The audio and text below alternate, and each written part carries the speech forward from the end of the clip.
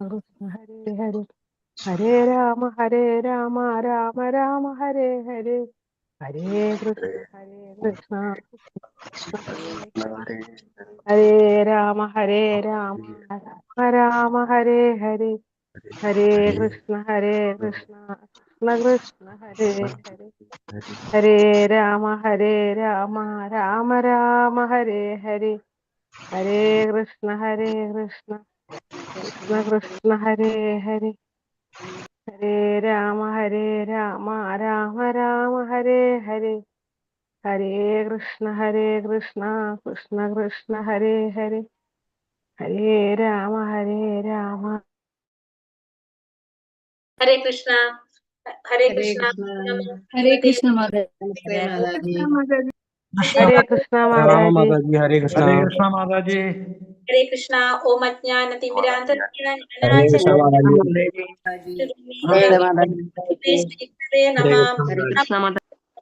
കൃഷ്ണ പ്രേഷ്ഠായ ഭൂതലേ ശ്രീമതേ ഭക്തിവേദാന്ത സ്വാമിനിധി നാമിനെ നമസ്തേ സാരസ്വതേ ദേവേ ഗൗരവാണി പ്രചാരിണേ നിർവിശേഷ ശൂന്യവാദി പാശ്ചാത്യ ദേശധാരിണേ ജയ ശ്രീ കൃഷ്ണ ചൈതന്യ പ്രഭു നിത്യാനന്ദ ശ്രീ അദ്വൈത ഗദാധര ശ്രീവാസാദി ഗൗര ഭക്തവൃന്ദ. ഹരേ കൃഷ്ണ കൃഷ്ണ കൃഷ്ണ ഹരേ ഹരേ ഹരേ രാമ രാമ രാമ ഹരേ ഹരേ. ഹരേ കൃഷ്ണ. ശ്രീ ശ്രീ രാധാ ഗോവിന്ദ ടെമ്പിൾ ഇസ്കോൺ മാംഗ്ലൂരിന്റെ 18 ദിവസത്തെ ഭഗവത്ഗീത ക്ലാസ്സിലേക്ക് എല്ലാവർക്കും സ്വാഗതം. ഹരേ കൃഷ്ണ. എല്ലാവർക്കും പ്രണാമം. ഹരേ കൃഷ്ണ. ഹരേ കൃഷ്ണ. ഹരേ കൃഷ്ണ. എല്ലാവർക്കും പ്രണാമം. ഹരേ കൃഷ്ണ പ്രണാമം. ഹരേ കൃഷ്ണ പ്രണാമം. എല്ലാവർക്കും പ്രണാമം. അപ്പൊ നമ്മൾ ഇന്ന് അധ്യായം 15 എല്ലാവർക്കും പ്രണാമം. ഹരേ കൃഷ്ണ. എല്ലാവർക്കും പ്രണാമം. 15ാമത്തെ അധ്യായത്തിൽ നമ്മൾ എത്തി നിൽക്കുകയാണ്. എന്താണ്? പുരുഷോത്തമ യോഗം. അധ്യായം 15 പുരുഷോത്തമ യോഗം എന്നാണ് നമ്മളെ അധ്യായം അല്ലെ. അതിന് നമ്മളെ മുന്നേ ഭഗവാനോട് അർജുനൻ ചോദിക്കുന്നുണ്ടായിരുന്നു അല്ലെ, പ്രകൃതിയെ കുറിച്ച് പറഞ്ഞതായോ, പുരുഷൻ ആരാണെന്നൊക്കെ അർജുനൻ ചോദിക്കുന്നുണ്ടായിരുന്നു. അതിൽ കുറച്ച് കാര്യങ്ങളാണ് ഭഗവാൻ പറഞ്ഞു കൊടുത്തത്. ഇന്നലെ പ്രകൃതിയെ കുറിച്ച് പറഞ്ഞു കൊടുത്തു. ഇന്ന് പുരുഷനെ കുറിച്ച് പറയാണ് ഭഗവാനോട്. പുരുഷോത്തമ യോഗം എന്നുള്ള അധ്യായം. അപ്പൊ അത് മുന്നേ നമുക്ക് ഇന്നലെ നമ്മൾ ഏതധ്യായം കണ്ടത്? ഇന്നലെ നമ്മൾ പഠിച്ച ഏതായിരുന്നു? ഭൗതിക പ്രകൃതി. പുരുഷൻ 14 ഭൗതിക പ്രകൃതിയുടെ ത്രിഗുണങ്ങൾ. എന്തൊക്കെയാ നമുക്ക് മനസ്സിലാക്കാൻ? ത്രിഗുണങ്ങൾ എന്തൊക്കെ നമുക്ക് സത്വഗുണം, ജീവാത്മാവ്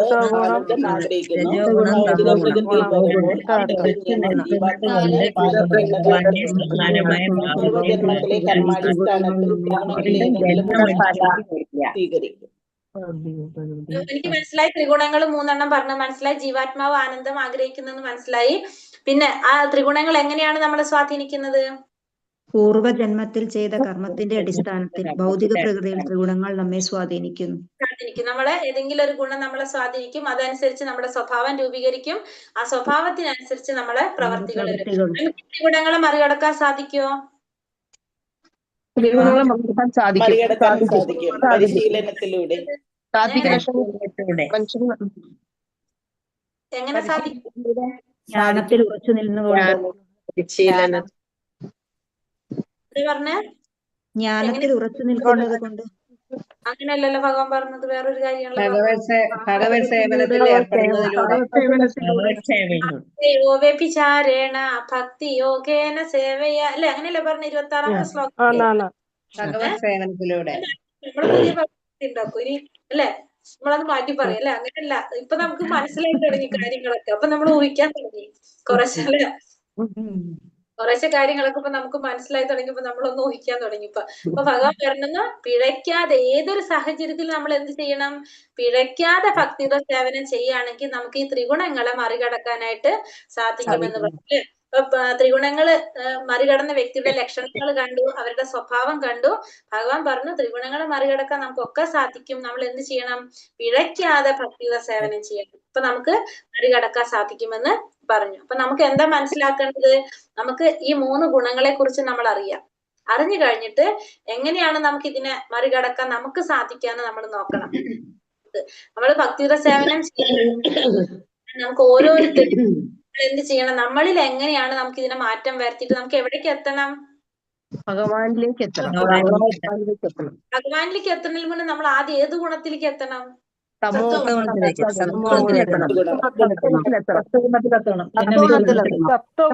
സത്വഗുണത്തിലെത്തിയാലേ പറ്റുള്ളൂ. സത്വഗുണത്തിലെത്തണം. എന്നിട്ട് വേണം അവിടെ എവിടേക്ക് കയറാൻ? വിശുദ്ധ സത്വത്തിലേക്ക്.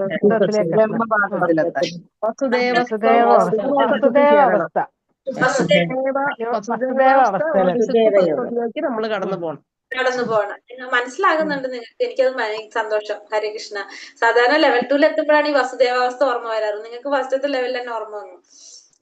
അപ്പൊ വസുദേവാവസ്ഥ നമ്മ വിശുദ്ധ സത്വത്തിലേക്ക് നമുക്ക് എത്തണം അല്ലെ? അപ്പൊ അതിന് വേണ്ടിയിട്ട് നമ്മൾ എന്ത് ചെയ്യണം? നമ്മൾ പ്രാക്ടീസ് ചെയ്യണം. നമ്മൾ എങ്ങനെയൊക്കെ നമുക്ക് സത്വഗുണം നിലനിർത്താനായിട്ട് സാധിക്കാം? വേണ്ടത് മാത്രം സ്വീകരിക്കണം, ശരിയായ രീതിയിൽ കാണാൻ ശ്രമിക്കണം. 9 അതൊക്കെ ഓക്കെ. നമുക്ക് പ്രാക്ടിക്കലി എന്ത് ചെയ്യാൻ പറ്റും എന്ന് പറഞ്ഞാൽ പഠിച്ച കാര്യമായിട്ടിരിക്കട്ടെ. നമുക്ക് പ്രാക്ടിക്കലി നമുക്ക് എന്തൊക്കെ ചെയ്യാൻ പറ്റും?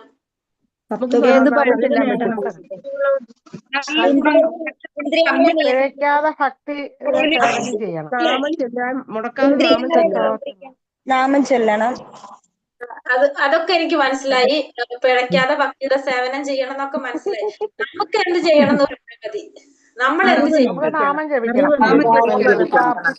എല്ലാ കർമ്മങ്ങളും ഭഗവാൻ ഇഷ്ടമുള്ള കർമ്മങ്ങൾ ചെയ്ത് എപ്പോഴും നാമം ജപിച്ചിരിക്കണം. ഇന്ദ്രിയങ്ങളെ നിയന്ത്രിക്കണം. ഇന്ദ്രിയങ്ങളെ നിയന്ത്രിക്കുക. ജ്ഞാനം കൊണ്ട് മിനിറ്റ്. ഇന്ദ്രിയങ്ങളെ നിയന്ത്രിക്കാൻ ഇന്ന് പെട്ടെന്ന് ഒരു ദിവസം കൊണ്ട് സാധിക്കോ നമുക്ക്? ഇല്ല അല്ലേ? പിഴയ്ക്കാതെ സേവനം ചെയ്യണത് അത് പെട്ടെന്ന് ഒരു ദിവസം കൊണ്ട് ചെയ്യാൻ പറ്റുമോ? ഇല്ല.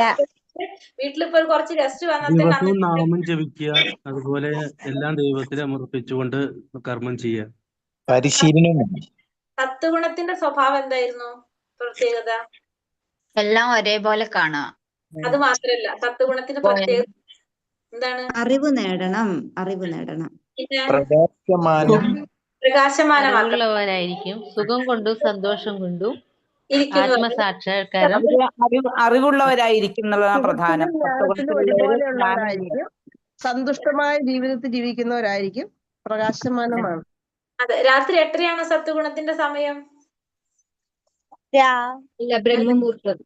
ബ്രഹ്മമുഹൂർത്തം അല്ലേ? അപ്പൊ നമ്മൾ എന്ത് ചെയ്യും? നമുക്ക് ചെയ്യാൻ പറ്റുന്ന കാര്യം എന്താണ്? രാവിലെ എഴുന്നേറ്റ് നാമം ജപിക്കാൻ പറ്റും. ഭാഗവതം ക്ലാസ്സിൽ ഞാനിത് സത്സംഗം കൂടണം. രാവിലെ എന്നിട്ട് ആരെങ്കിലും ഭാഗവതം ക്ലാസ്സിൽ സത്സംഗം കൂടാൻ എത്ര പേര് വരുന്നുണ്ട്? ഭാഗവത ക്ലാസ്സിൽ വരാറുണ്ട്. രാവിലെ ഭാഗവതത്തിൽ ഇരിക്കാറുണ്ട്. ഭാഗവത ക്ലാസ് 5:45 ഭാഗവതം ക്ലാസ്സിൽ കയറാം. അവിടെ നമ്മൾ ഇത് കൊടുക്കുന്നുണ്ട്, സത്വഗുണത്തിലേക്കുള്ള എൻട്രി കൊടുക്കുന്നുണ്ട്. 108 തവണ നാമസങ്കീർത്തനം ജപിക്കുന്നുണ്ട്. അവിടെ രാവിലെ നാമജപം ഉണ്ട്. പിന്നെ നമ്മൾ സത്വഗുണത്തിലേക്കുള്ള എൻട്രി അവിടെ കൊടുക്കുന്നുണ്ട്. 5:45 ഭാഗവതം ക്ലാസ്സിൽ കൊടുക്കുന്നുണ്ട്. നിങ്ങൾ നോക്കിയ കുറച്ച് ദിവസം നിങ്ങൾക്ക് കിട്ടും അവിടേക്കുള്ള എൻട്രി. ഞാൻ കാര്യമായിട്ട് പറയണത്, നമ്മൾ രാവിലെ ഭക്തന്മാരുടെ ഒരു സത്സംഗം അത് നമുക്ക് അത്യാവശ്യമാണ് അല്ലെ? അപ്പൊ നമ്മൾ പറഞ്ഞു സത്സംഗം വേണം. പിന്നെ അറിവ്, ജ്ഞാനം അത് നമുക്ക് എങ്ങനെ വേണം? ആ ബ്രഹ്മമുഹൂർത്തത്തിൽ, ആ സാത്വികമായ സമയത്ത് നമ്മൾ അത് നേടാനായിട്ട് ശ്രമിക്കുക. അപ്പോഴാണ് നമുക്ക് സാത്വിക ലക്ഷണം നമ്മളിൽ കാണുന്നത്. നമ്മള് അല്ലാത്ത ഇപ്പൊ വൈകുന്നേരമൊക്കെ നമ്മൾ പഠിക്കുന്നത് തെറ്റുന്നല്ല, നമ്മളെ സമയത്തിനനുസരിച്ച് നമ്മൾ തെരഞ്ഞെടുക്കുന്നു. പക്ഷെ സാത്വിക സ്വഭാവത്തിലേക്ക് നമ്മൾ മാറണമെങ്കിൽ മാതാജി ടിക്കറ്റിന്റെ കാര്യം എന്തായി? ഏതാണ് ടിക്കറ്റ്? ഓക്കെയാണ്. നിങ്ങൾ റെഡി ആണെങ്കിൽ ടിക്കറ്റ് ഓക്കെയാണ്. എല്ലാവരും റെഡി ആണെങ്കിൽ ടിക്കറ്റ് ഓക്കെയാണ്. ഹരേ കൃഷ്ണ. പക്ഷെ ഇവിടെ ആള് കറക്റ്റ് അല്ലല്ലോ. ഒരു ദിവസം 160 പേരുണ്ടാവും, പിറ്റേ ദിവസം 150 പേരുണ്ടാവും, ചില ദിവസം ഇപ്പൊ എത്ര പേർക്ക് ടിക്കറ്റ് എടുക്കും? അതാണ് നമ്മളെ വിഷയം അല്ലേ? ഹരേ കൃഷ്ണ. കൺഫ്യൂഷൻ ആണ് നമുക്ക് അല്ലേ? തത്കാൽ ടിക്കറ്റ് എടുക്കേണ്ടി വരും.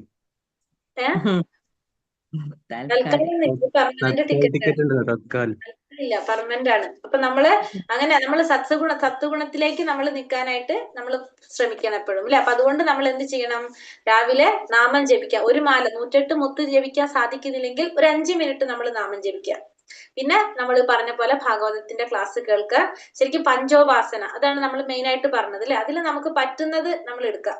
അപ്പൊ രാവിലെ ക്ലാസ് കേൾക്കാം നിങ്ങൾക്ക്. കാരണം നമ്മൾ ഡെയിലി രാവിലെ വായിക്കാൻ നമുക്ക് ചിലപ്പോൾ സാധിച്ചൊന്നും വരില്ല, പക്ഷെ ഒരു ക്ലാസ്സിൽ ജോയിൻ ചെയ്യാൻ നമുക്ക് സാധിക്കും. വീഡിയോ ഓൺ ആക്കണ്ട, കയറിയിരുന്ന് കേട്ടാൽ മതി. അത് കേട്ട് നമ്മൾക്ക് അറിയാതെ നമ്മൾ മാറും, നമ്മൾ പോലും മനസ്സിലാവില്ല നമുക്ക് മാറ്റം വരുന്നത്. അതേപോലെ തന്നെ നാമം ജപിക്കുന്നത് നമുക്ക് സാധിച്ചില്ലെങ്കിൽ അത് ഓണാക്കി വെച്ച് ആ ജപം നമ്മൾ കേൾക്കുക. നമ്മള് ശ്രവണം, നവവിധ ഭക്തിയിൽ ആദ്യത്തെ പറയുന്ന ശ്രവണം, ആ ശ്രവണത്തിലൂടെ നമുക്ക് മാറാനായിട്ട് സാധിക്കും. അങ്ങനെ നമുക്ക് സത്വഗുണം നിലനിർത്താനായിട്ട് നമുക്ക് സാധിക്കും. അങ്ങനെ നമുക്ക് ചെയ്യാൻ പറ്റാം. ഹരേ കൃഷ്ണ. പിന്നെ അധ്യായം 15 പുരുഷോത്തമ യോഗം. 15ാമത്തെ അധ്യായം പുരുഷോത്തമ യോഗത്തെ കുറിച്ചാണ് പറയുന്നത്. പ്രധാനപ്പെട്ട ഒരു അധ്യായാണ്, നല്ലൊരു അധ്യായാണ്, ചെറിയൊരു അധ്യായാണ് തന്നെ പുരുഷോത്തമ യോഗം. ഭഗവാനെ കുറിച്ച് പറയാണ് ഇവിടെ. ഭഗവാൻ പുരുഷോത്തമനാണെന്ന് പറയാണ് ഈ അധ്യായത്തില്. അധ്യായം 15 പുരുഷോത്തമ യോഗം. 1ാമത്തെ ശ്ലോകത്തിലേക്ക് പോകാം. ശ്രീ ഭഗവാനുവാച ഊർധമൂലമതശാഖം അശ്വത്ഥം പ്രാഹുരവ്യയം ഛന്ദാംസി യസ്യ പർണാനി യസ്തം വേദ സ വേദവീത്. പരമദിവ്യോത്തമ പുരുഷൻ പറഞ്ഞു, വേരുകൾ മേൽപോട്ടും ശാഖകൾ കീഴ്പോട്ടുമായിട്ട് അക്ഷയമായ ഒരു അശ്വത്ഥമുണ്ട്. അതിന്റെ ഇലകളാണ് വേദമന്ത്രങ്ങൾ. ഈ വൃക്ഷം എന്തെന്നറിയുന്നവനാണ് വേദജ്ഞൻ. ഇപ്പൊ ഭഗവാൻ എന്താ ഇവിടെ പറയുന്നത്? വേരുകൾ മേൽപോട്ടും ശാഖകൾ കീഴ്പോട്ടുമായിട്ട്. ഇപ്പൊ ആ ഒരു വൃക്ഷത്തെ കുറിച്ചാണ് ഇവിടെ പറയുന്നത്. ആ വൃക്ഷത്തിന്റെ എങ്ങനെയാണ് അതിന്റെ പൊസിഷൻ പറയുന്നത്? വേരുകൾ മേൽപോട്ടും ശാഖകൾ കീഴ്പോട്ടും. ആ വൃക്ഷത്തിന്റെ വേരുകൾ മേൽപോട്ടാണ്, ശാഖകൾ കീഴ്പോട്ടാണ്. അക്ഷയമായൊരു അശ്വത്ഥം, അശ്വത്ഥ വൃക്ഷത്തെ കുറിച്ച്. അശ്വത്ഥം എന്ന് വെച്ചാൽ അറിയാൽ വൃക്ഷം.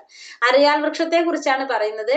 ആ അറിയാൽ വൃക്ഷത്തിന്റെ പ്രത്യേകത എന്താണ്? അതിന്റെ വേര് മുകളിലോട്ടും ശാഖകൾ കീഴ്പോട്ടും. നമ്മൾ സാധാരണ കാണുന്ന വൃക്ഷങ്ങൾ എങ്ങനെയാണ്? വേര് താഴെ, ശാഖകൾ മുകളിലോട്ടും അല്ലെ. പക്ഷെ ഈ പറയുന്ന വൃക്ഷം എങ്ങനെയാണ്? വേരുകൾ മുകളിലോട്ടും ശാഖകൾ കീഴോട്ടുമായിട്ട് അക്ഷയമായ ഒരു അശ്വത്ഥം, ഒരിക്കലും നശിക്കാത്ത ഒരു അശ്വത്ഥമുണ്ട്. അതിന്റെ ഇലകൾ എന്താണ്? വേദമന്ത്രങ്ങളാണ് അതിന്റെ ഇലകൾ. ഈ വൃക്ഷം എന്തെന്നറിയുന്നവനാണ് ആര്? വേദജ്ഞൻ. ഈ വൃക്ഷത്തെ കുറിച്ച് അറിയുന്നവനെ നമ്മൾ എന്ത് പറയും? വേദജ്ഞൻ എന്ന് പറയും. അപ്പൊ ഈ വൃക്ഷം എന്ന് പറയുന്നത് എന്തിനാണെന്നാണ് ഇവിടെ പറയുന്നത്. ഭാവാർത്ഥത്തിൽ നമുക്ക് പറഞ്ഞു തരുന്നുണ്ട്.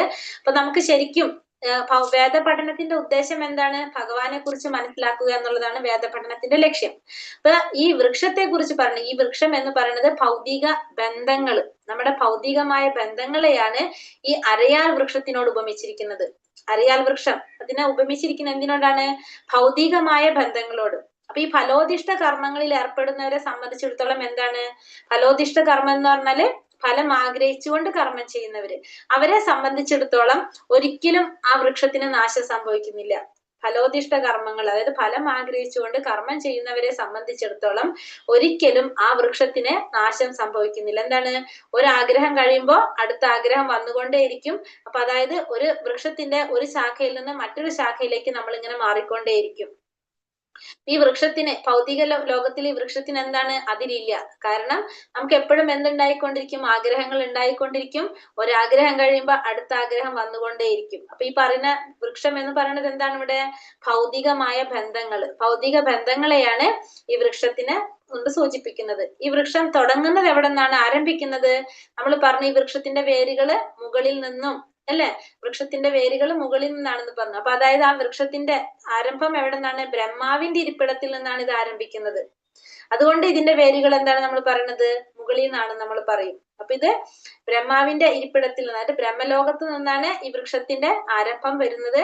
അപ്പൊ നമുക്കിവിടെ ഇതിന്റെ നടുക്ക് ഭാഗം മാത്രമേ നമുക്ക് കാണാൻ സാധിക്കുള്ളൂ. അതിന്റെ താഴ്ഭാഗം, വേരുഭാഗം ബ്രഹ്മാവിന്റെ അവിടെ നിന്ന് തുടങ്ങി ഭൂമിയിൽ ഏത് ഭാഗം വരുന്നത്? സെന്റർ ഭാഗം, നടുഭാഗം, ബാക്കി താഴെ ലോകങ്ങളിലേക്ക് പോയിക്കൊണ്ടിരിക്കും. അപ്പോ ഈ വൃക്ഷത്തെ കുറിച്ച് പറയുകയാണെങ്കിൽ അത് ഭൗതികമായ ബന്ധത്തെയാണ് സൂചിപ്പിക്കുന്നത്. ഈ വൃക്ഷത്തിന് ഒരിക്കലും നാശം സംഭവിക്കുന്നില്ല. കാരണം ഫലോദിഷ്ട കർമ്മങ്ങളാണ് ഈ പറയുന്നത്. അപ്പൊ ഫലോദിഷ്ട കർമ്മങ്ങളിൽ ഏർപ്പെടുന്നിടത്തോളം കാലം ആ വൃക്ഷത്തിന് ഒരിക്കലും എന്ത് സംഭവിക്കുന്നില്ല? നാശം സംഭവിക്കുന്നത്. നമുക്ക് ഇങ്ങനെ ഒരു വൃക്ഷത്തെ നമ്മൾക്ക് ഭൗതിക ലോകത്ത് എവിടെയെങ്കിലും കാണാൻ സാധിക്കുമോ? ഇതേ രീതിയിൽ ഒരു വൃക്ഷം സാധിക്കുമോ? വെള്ളത്തിന്റെ നദിക്കരയിലൊക്കെ നമുക്ക് കാണാം അല്ലെ? എങ്ങനെ കാണാൻ സാധിക്കും? ആ വെള്ളത്തിന്റെ കരയിൽ നോക്കിക്കഴിഞ്ഞാൽ, നദിയുടെ കരയിൽ നോക്കിയാല് നമുക്ക് എന്താ വെള്ളത്തിൽ അതിന്റെ നിഴല് കാണാനായിട്ട് സാധിക്കും. അപ്പൊ നമ്മൾ ഈ പറഞ്ഞ രീതിയിലായിരിക്കും ആ വൃക്ഷം കാണുന്നത്, ആണല്ലോ അല്ലേ? കാണാനായിട്ട് സാധിക്കും. അപ്പോ ശരിക്കും ഈ വൃക്ഷം പറയുന്നത് എങ്ങനെയാണ്? മറ്റൊരു തരത്തിൽ നമുക്ക് പറയുകയാണെങ്കിൽ ആധ്യാത്മിക ലോകത്തിൽ കാണുന്ന വൃക്ഷത്തിന്റെ ഒരു പ്രതിഫലനമാണ് ഈ ഭൗതിക ലോകത്തിൽ കാണുന്നത്. അപ്പൊ ആധ്യാത്മിക ലോകത്തിൽ കാണുന്നതിന്റെ പ്രതിഫലനമാണ് എവിടെ കാണുന്നത്? ഈ ഭൗതിക ലോകത്തിൽ കാണുന്നത്. അപ്പൊ ആധ്യാത്മിക ലോകത്തിലെ വൃക്ഷങ്ങൾ എങ്ങനെയാണ്? നമ്മൾ ഈ പറഞ്ഞ പോലെ വേരുകളും മേൽപോട്ടും ശാഖകൾ കീഴ്പോട്ടുമായിട്ടാണ് കാണുന്നത്. അപ്പൊ അതിന്റെ പ്രതിഫലനമാണ് എവിടെ കാണുന്നത്? ഈ ഭൗതിക ലോകത്തില് കാണുന്നത് എന്ന് പറയാണ് ഇവിടെ. അപ്പൊ ഭക്തിയോഗത്തിന്റെ മഹാത്മ്യത്തെ പറ്റി പ്രതിപാദിച്ചത് കേട്ട ഒരാൾ അപ്പോൾ വേദങ്ങളെ കുറിച്ച് എന്ത് പറയുന്നു എന്ന് ചോദിച്ചേക്കാം. വേദപഠനത്തിന്റെ ഉദ്ദേശ്യം കൃഷ്ണനെ പറ്റി അറിയുകയാണെന്ന് ഈ അധ്യായത്തിൽ പറയുന്നു. അപ്പൊ എല്ലാ വേദപഠനങ്ങളുടെയും ഉദ്ദേശം എന്താണ്? ഭഗവാനെ കുറിച്ച് മനസ്സിലാക്കുക, ഭഗവാനെ കുറിച്ച് അറിയാന്നുള്ളതാണ് എല്ലാ വേദപഠനങ്ങളുടെയും ഉദ്ദേശം. കൃഷ്ണാവബോധത്തോടെ ഭക്തിയുടെ സേവനത്തിൽ ഏർപ്പെടുന്നത് കൊണ്ട് തന്നെ ഒരാൾക്ക് വേദജ്ഞനാകാൻ സാധിക്കും. അപ്പൊ കൃഷ്ണാവബോധത്തോടെ ഭക്തിയുടെ സേവനത്തിൽ ഏർപ്പെടുന്ന ഒരു വ്യക്തിക്ക് ആരാകാൻ സാധിക്കും? വേദജ്ഞനാകാനായിട്ട് സാധിക്കും. അപ്പൊ നമ്മൾ എന്ത് ചെയ്യണം? കൃഷ്ണാവബോധത്തോടെ ഭക്തിയുടെ സേവനം ചെയ്യുക. അപ്പൊ നമുക്ക് വേദജ്ഞനാകാൻ സാധിക്കും, ഭഗവാനെ കുറിച്ച് മനസ്സിലാക്കാനായിട്ട് സാധിക്കും. അധശ്ചോർത്ഥം പ്രസുദാസസ്യ ശാഖ ഗുണപ്രവൃത്ത വിഷയപ്രവാളഃ അധസ്യ മൂലാനനുസന്ധദാനി കർമാനുബന്ധീനി മനുഷ്യലോകേ. ഈ വൃക്ഷത്തിന്റെ ശാഖകൾ ഭൗതിക പ്രകൃതിയുടെ ത്രിഗുണങ്ങളാൽ പോഷിപ്പിക്കപ്പെട്ട് താഴോട്ടും മേലോട്ടും പടർന്നു കിടക്കുന്നു. അപ്പൊ ഇനി വൃക്ഷത്തിന്റെ ശാഖകൾ എങ്ങനെയാണ് പറയുന്നത്? ഭൗതിക പ്രകൃതിയുടെ ത്രിഗുണങ്ങൾ കൊണ്ട്, ത്രിഗുണങ്ങളാൽ പോഷിപ്പിക്കപ്പെട്ട് താഴോട്ടും മേലോട്ടും പടർന്നു കിടക്കുന്നു. അപ്പൊ താഴോട്ടും മേലോട്ടും പടർന്നു കിടക്കാണ്. എന്തിനാലാണ് ഇത് പോഷിപ്പിക്കപ്പെടുന്നത്? ത്രിഗുണങ്ങൾ കൊണ്ട്. ഇപ്പൊ നമ്മൾ പറഞ്ഞില്ലേ, രജോ ഗുണത്തിലാണെങ്കിൽ നമുക്ക് എന്താണ്? ആഗ്രഹങ്ങൾ കൂടുതലായിരിക്കും. നമ്മൾ കണ്ടു. തമോ ഗുണത്തിലുള്ളവരുടെ പറ്റി പറഞ്ഞു നമ്മൾ. അപ്പൊ ഇത്തരത്തിലുള്ള സത്വഗുണത്തിലാണെങ്കിൽ നമ്മൾ പറഞ്ഞില്ലേ, ജ്ഞാനം കൊണ്ടും സുഖം കൊണ്ടും നമ്മളെ ബന്ധിക്കുകയാണെന്ന് പറഞ്ഞു. അപ്പൊ ഈ ഗുണങ്ങളാലാണ് ഈ ഭൗതിക പ്രകൃതിയുടെ, ഈ വൃക്ഷത്തിന്റെ ശാഖകള് ഈ ഭൗതിക പ്രകൃതിയുടെ ത്രിഗുണങ്ങളാൽ പോഷിപ്പിക്കപ്പെട്ട് അത് താഴോട്ടും മേലോട്ടും പടർന്നു കിടക്കുന്നു. അപ്പൊ സാധാരണ വൃക്ഷത്തിന് പോഷണം ലഭിക്കുന്നത് നമുക്ക് എങ്ങനെയാണ്? വെള്ളം ഒഴിക്കുമ്പോൾ അല്ലെ? പക്ഷെ ഈ വൃക്ഷത്തിന് പോഷണം കിട്ടുന്നത് എങ്ങനെയാണ്? ഭൗതിക പ്രകൃതിയുടെ ത്രിഗുണങ്ങൾ കൊണ്ട്. ഈ വൃക്ഷം എന്ന് പറഞ്ഞ എന്താണ്? ഭൗതികമായ ബന്ധങ്ങള്. അപ്പൊ നമ്മുടെ ആഗ്രഹങ്ങളാണെന്ന് പറഞ്ഞു. അപ്പൊ ഈ ആഗ്രഹങ്ങൾ, അതിന് പോഷണം കിട്ടുന്നത് എവിടെ നിന്നാണ്? അത് ത്രിഗുണങ്ങൾ കൊണ്ടാണ് കിട്ടുന്നത്. സാധാരണ വൃക്ഷങ്ങൾക്ക് എങ്ങനെയാണ് പോഷണം ലഭിക്കുന്നത്? വെള്ളത്തിൽ നിന്ന്. ഇന്ദ്രിയ വിഷയങ്ങളാണ് ഇതിന്റെ ചില്ലകൾ. അപ്പൊ ഈ വൃക്ഷത്തിന്റെ ചില്ലകൾ എന്താണ്? ഇന്ദ്രിയ വിഷയങ്ങള്. ഈ വൃക്ഷത്തിന് താഴേക്ക് ഇറങ്ങുന്ന വേരുകളുമുണ്ട്. അവ മനുഷ്യ സമുദായത്തിന്റെ ഫലോദിഷ്ട കർമ്മങ്ങളോട് ബന്ധപ്പെട്ടതാണ്. അപ്പൊ ഇതിന് മാത്രല്ല, ഈ വൃക്ഷത്തിന് വേറെ എന്ത് കൂടിയുണ്ട്? താഴേക്ക് ഇറങ്ങി വരുന്ന വേരുകൾ കൂടിയുണ്ട്. അത് മനുഷ്യ സമുദായത്തിന്റെ ഫലോദിഷ്ട കർമ്മങ്ങള്, മനുഷ്യർ ചെയ്യുന്ന ഫലം ആഗ്രഹിച്ചുകൊണ്ട് ചെയ്യുന്ന കർമ്മങ്ങളുമായി ബന്ധപ്പെട്ടതാണ് എന്ത്? ഈ വൃക്ഷത്തിന്റെ താഴേക്ക് ഇറങ്ങുന്ന ആ വേരുകൾ എന്ന് പറയുന്നത്.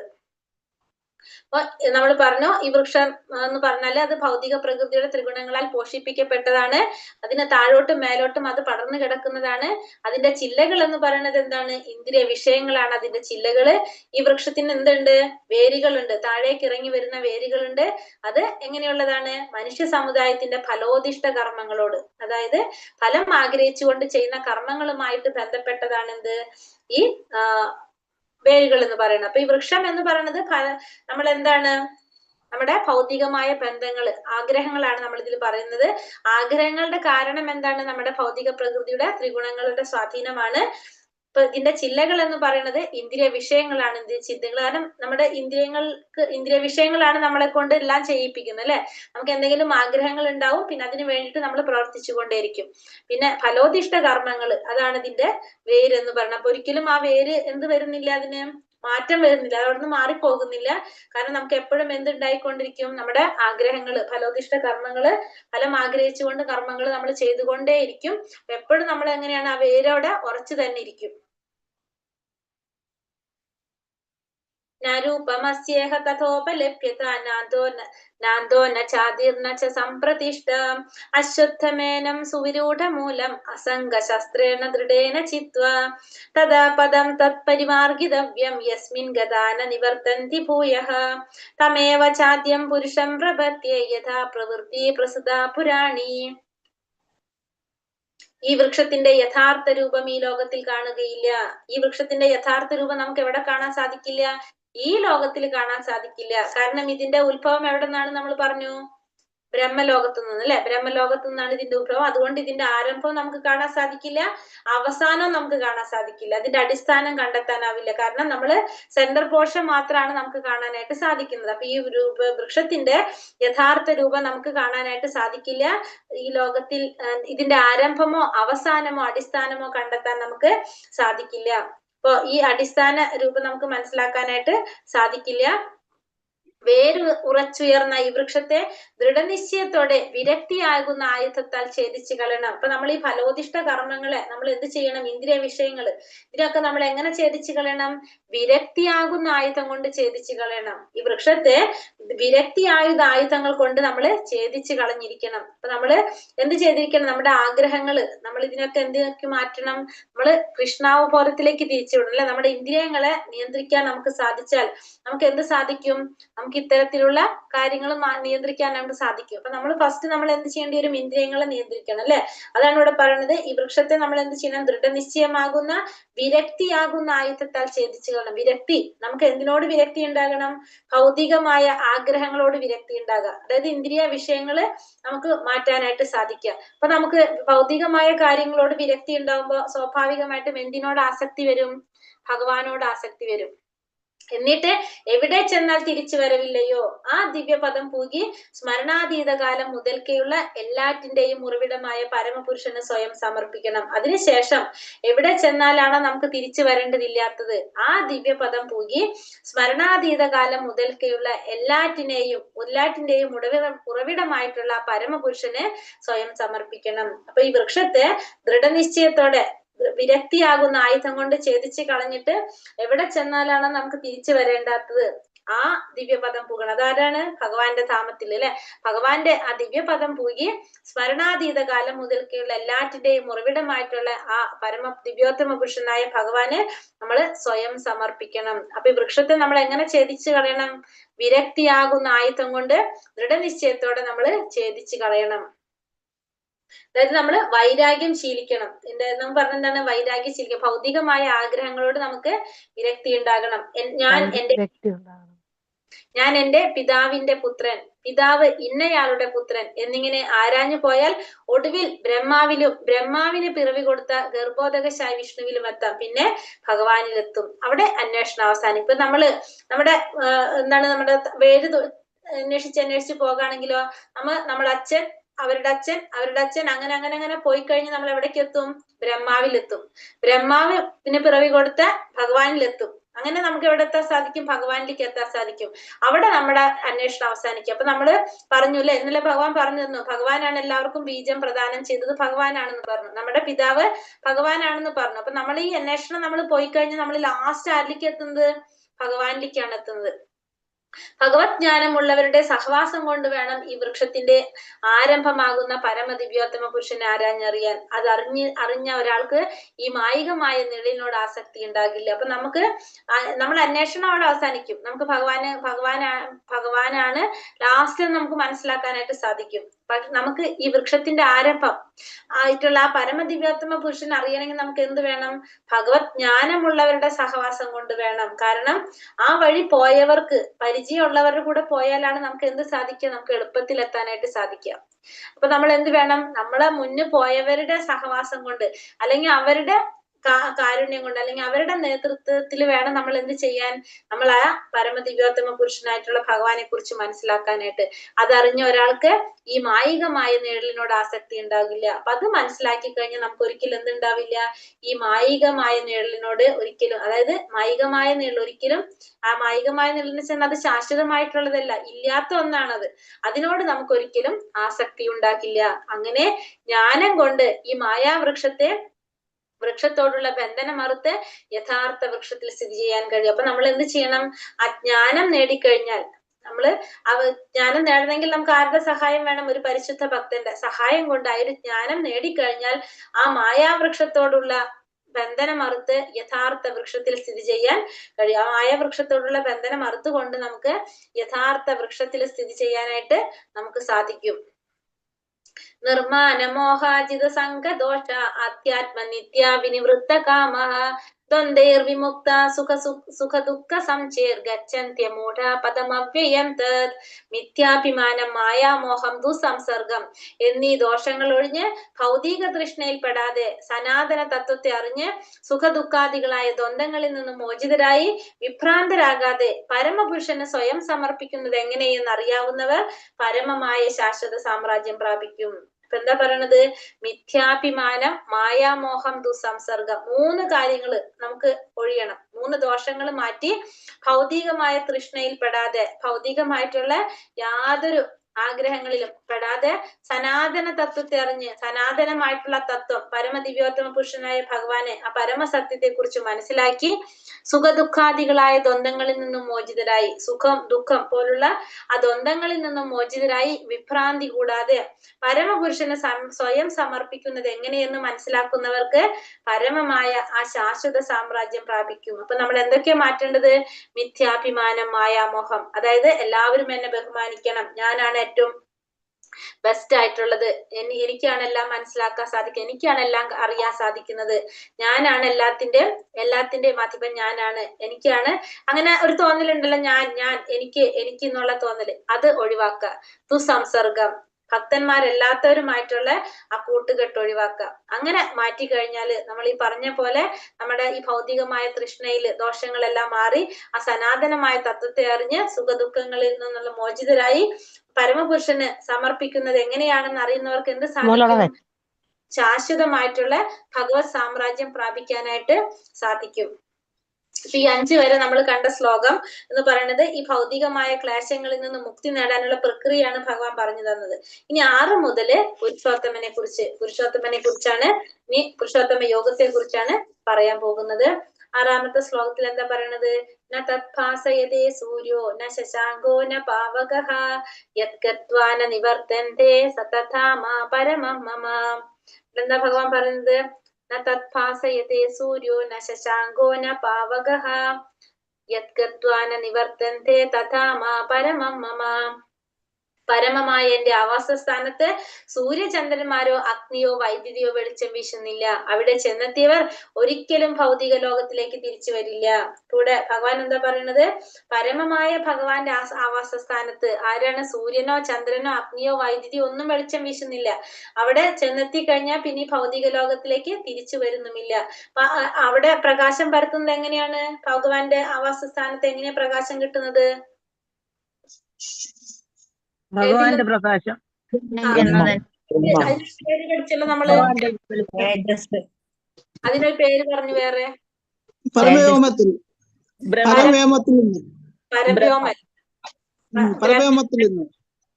ബ്രഹ്മം എന്നല്ലാണ്ട് വേറൊരു പേര് പഠിച്ചു. ബ്രഹ്മജ്യോതി അല്ലെ? ബ്രഹ്മജ്യോതി. പരവ്യോമം വൈകുണ്ഠലോകങ്ങളെയാണ് പരവ്യോമം എന്ന് പറയുന്നത് കേട്ടോ. പരവ്യോമം എന്ന് വെച്ചാൽ വൈകുണ്ഠലോകത്തിനാണ് പറയുന്നത്. ഇത് ബ്രഹ്മജ്യോതി.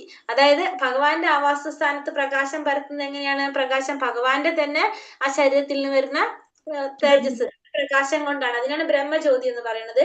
ആ ബ്രഹ്മജ്യോതിയാണ് എന്ത് ചെയ്യുന്നത്? ഭഗവാന്റെ ആവാസസ്ഥാനത്ത് ആ സ്ഥലത്ത് പ്രകാശം പരത്തുന്നത്. സൂര്യനോ ചന്ദ്രനോ അഗ്നിയോ എല്ലാം അവിടെ വെളിച്ചം വീശുന്നത്. പരവ്യോമത്തിലെ എല്ലാ ഗ്രഹങ്ങളും എന്താണ്? സ്വയം പ്രകാശിതങ്ങളാണ്. അപ്പൊ വൈകുണ്ഠ ഗ്രഹങ്ങളും ഇവിടെയൊക്കെ നമുക്ക് പ്രകാശം കിട്ടുന്നത് എങ്ങനെയാണ്? ഭഗവാന്റെ പ്രകാശം ശരീരത്തിൽ നിന്ന് വരുന്ന ആ ബ്രഹ്മജ്യോതിയാണ് ഇവിടെ എല്ലായിടും പ്രകാശം പരത്തുന്നത്. സൂര്യനോ ചന്ദ്രനോ അഗ്നിയൊന്നും അല്ല. മാമേ വംശോ ജീവലോകേ ജീവഭൂതാ സനാതനഃ മനഃഷ്ടാനി ഇന്ദ്രിയാണി പ്രകൃതിസ്ഥാനി കർഷതി. എന്റെ ശാശ്വത അംശങ്ങളാണ് ഈ ലോകത്തിലുള്ള ഭക്തരായ സകല ജീവസത്തകളും. ഭക്തമായ ജീവിതം നയിക്കുകയാൽ മനസ്സുൾപ്പെടെയുള്ള 6 ഇന്ദ്രിയങ്ങൾ ഉപയോഗിച്ച് അവർ കഠിനാധ്വാനം ചെയ്യുന്നു. അപ്പൊ ഭഗവാൻ ഇവിടെ എന്താ പറയണത്? ഈ ലോകത്തിലുള്ള ഭൗതിക ലോകത്തിലെ ഭക്തരായ എല്ലാ ജീവാത്മാക്കളും എന്റെ ശാശ്വത അംശങ്ങളാണ്. അപ്പൊ എല്ലാതും ഭഗവാന്റെ അംശമാണ് എന്നാണ് ഭഗവാനോട് പറയുന്നത്. ഈ ഭൗതിക ലോകത്തിലെ എല്ലാ ജീവാത്മാക്കളും എന്റെ ശാശ്വതാംശങ്ങളാണ്. അപ്പൊ ജീവാത്മാവിന്റെ വ്യക്തിത്വത്തെ കുറിച്ചാണ് ഇവിടെ ഭഗവാൻ പറഞ്ഞു തരുന്നത്. എല്ലാം എന്റെ ശാശ്വതാംശങ്ങളാണ്. ഭക്തമായ ജീവിതം നയിക്കുന്നത് കൊണ്ട് മനസ്സുൾപ്പെടെയുള്ള 6 ഇന്ദ്രിയങ്ങൾ ഉപയോഗിച്ച് അവർ കഠിനാധ്വാനം ചെയ്യുന്നു. അപ്പൊ എന്താ ചെയ്യുന്നത് ഇവിടെ? ഭക്തമായ ജീവിതമാണ് ഇത് നയിക്കുന്നത്. ബന്ധനത്തിലാണ് അല്ലെ, ഭൗതിക ലോകത്തില് ബന്ധനത്തിലാണ്, ഏതെങ്കിലും ഗുണത്തിന്റെ സ്വാധീനത്തില് ഇവിടെ ബന്ധനത്തിൽ പെട്ടിരിക്കുകയാണ് ജീവാത്മാവ്. അപ്പൊ അതുകൊണ്ട് ജീവാത്മാവ് എന്താണ്, മനസ്സുൾപ്പെടെയുള്ള 6 ഇന്ദ്രിയങ്ങൾ ഉപയോഗിച്ച് കഠിനാധ്വാനം ചെയ്തുകൊണ്ടിരിക്കുകയാണ് ഇവിടെ ജീവാത്മാവ്. അപ്പൊ ഭഗവാന്റെ ശാശ്വത വംശങ്ങളാണ് ഈ ഭൗതിക ലോകത്തിലുള്ള എല്ലാ ജീവാത്മാക്കളും. ബദ്ധരായിട്ടുള്ള ജീവാത്മാക്കളെല്ലാം തന്നെ ബദ്ധമായ ജീവിതം നയിക്കുന്നത് കൊണ്ട് അതെന്ത് ചെയ്യാണ്, മനസ്സുൾപ്പെടെയുള്ള 6 ഇന്ദ്രിയങ്ങള്, നമ്മുടെ 6 ഇന്ദ്രിയങ്ങള് പ്ലസ് മനസ്സ്, അത് ഉപയോഗിച്ചുകൊണ്ട് അതിവിടെ കഠിനാധ്വാനം ചെയ്തുകൊണ്ടിരിക്കുകയാണ്. എല്ലാ ജീവാത്മാക്കളും എന്താണ് പറഞ്ഞു, ഭഗവാന്റെ ശാശ്വത അംശങ്ങളാണ്. അപ്പൊ അതിനെന്ത് സംഭവിച്ചു, നമ്മളിപ്പോ ഈ തീയിൽ നിന്ന് തീപ്പൊരി പോകുന്ന പോലെ, തീയിന്റെ എല്ലാ ഗുണങ്ങളും ആ തീപ്പൊരിക്കുണ്ട്. പക്ഷെ അത് നീങ്ങിക്കഴിഞ്ഞാൽ കുറച്ച് കഴിയുമ്പോ എന്താവും, അത് അണഞ്ഞു പോകും അല്ലെ. അപ്പൊ ആ തീയുടെ ഗുണങ്ങൾ അതിന് ശരിക്കും എന്താണ്, ആ തീയുടെ പൊരികള്, തീയിൽ നിന്ന് വരുന്നതാണ് തീപ്പൊരികള്.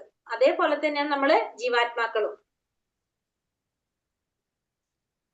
ശരീരം യഥവാപ്നോതി യച്ഛാപ്യാക്രാമതീശ്വരഃ ഗൃഹീതൈതാനി സംയാതി വായുർഗന്ധാനി വാശയത്. ഭൗതിക ലോകത്തിലെ ജീവസത്ത കാറ്റ് ഗന്ധങ്ങളെ എന്ന പോലെ ജീവിത സങ്കല്പങ്ങളെ ഒരു ശരീരത്തിൽ നിന്ന് മറ്റൊന്നിലേക്ക് കൊണ്ടുപോകുന്നു. അങ്ങനെ ഒരു തരത്തിലുള്ള ശരീരം ഉപേക്ഷിച്ച് മറ്റൊരു തരത്തിലുള്ള ശരീരം സ്വീകരിക്കുന്നു. അപ്പൊ ജീവാത്മാവ് എങ്ങനെയാണ് ഇവിടെ അടുത്ത ശരീരത്തിലേക്ക് പോകുന്നത്, ശരീരം ഭൗതിക ലോകത്തിലെ ജീവാത്മാവ് കാറ്റ് ഗന്ധങ്ങളെ എന്ന പോലെ, എപ്രകാരമാണോ കാറ്റ് ഗന്ധങ്ങളെ കൊണ്ടുപോകുന്നത്, നമുക്ക് കാണാൻ സാധിക്കില്ല, നമുക്കത് ഫീൽ ചെയ്യാൻ സാധിക്കും അല്ലെ. അതേപോലെ തന്നെ ജീവിത സങ്കല്പങ്ങളെ ഒരു ശരീരത്തിൽ നിന്ന് മറ്റൊരു ശരീരത്തിലേക്ക് കൊണ്ടുപോകുന്നു. അതേപോലെ തന്നെ ജീവാത്മാവ് എന്ത് ചെയ്യും, ആ ശരീരം ഉപയോഗിക്കാൻ പറ്റാതാവുമ്പോ വേറൊരു ശരീരത്തിലേക്ക് പോകും. നമുക്ക് എങ്ങനെ മനസ്സിലാക്കാൻ സാധിക്കും, അപ്പൊ അത് നമുക്കതും കാണാൻ സാധിക്കുന്നില്ല പോകുന്നത്, പക്ഷെ നമുക്ക് എങ്ങനെ അറിയാൻ സാധിക്കും, ആ ജീവാത്മാവ് പോകുമ്പോ ആ ശരീരം എന്തായിട്ട് മാറും, ചൈതന്യം നഷ്ടപ്പെടും അതിന്റെ. അപ്പൊ അതിന്റെ അവബോധം ഇല്ലാതാകും. അപ്പൊ നമുക്ക് മനസ്സിലാകാം ആത്മാവ് അതിൽ നിന്ന് പോയി എന്നുള്ളത്. അങ്ങനെ ഒരു തരത്തിലുള്ള ശരീരം ഉപേക്ഷിച്ച് മറ്റൊരു തരത്തിലുള്ള ശരീരം ആര് കൈക്കൊള്ളും, ആത്മാവ് കൈക്കൊള്ളും. അപ്പൊ ഭൗതിക ലോകത്തിലെ ജീവാത്മാവ് എങ്ങനെയാണ് പറഞ്ഞ, ഒരു കാറ്റ് എപ്രകാരമാണോ ഗന്ധങ്ങളെ കൊണ്ടുപോകുന്നത്, അതേപോലെ ജീവിത സങ്കല്പങ്ങളെ ഒരു ശരീരത്തിൽ നിന്ന് മറ്റൊന്നിലേക്ക് ജീവാത്മാവ് കൊണ്ടുപോകും. അങ്ങനെ ഒരു തരത്തിലുള്ള ശരീരം ഉപേക്ഷിച്ച് മറ്റൊരു തരത്തിലുള്ള ശരീരം ആര് സ്വീകരിക്കാണ്, ജീവാത്മാവ് സ്വീകരിക്കും.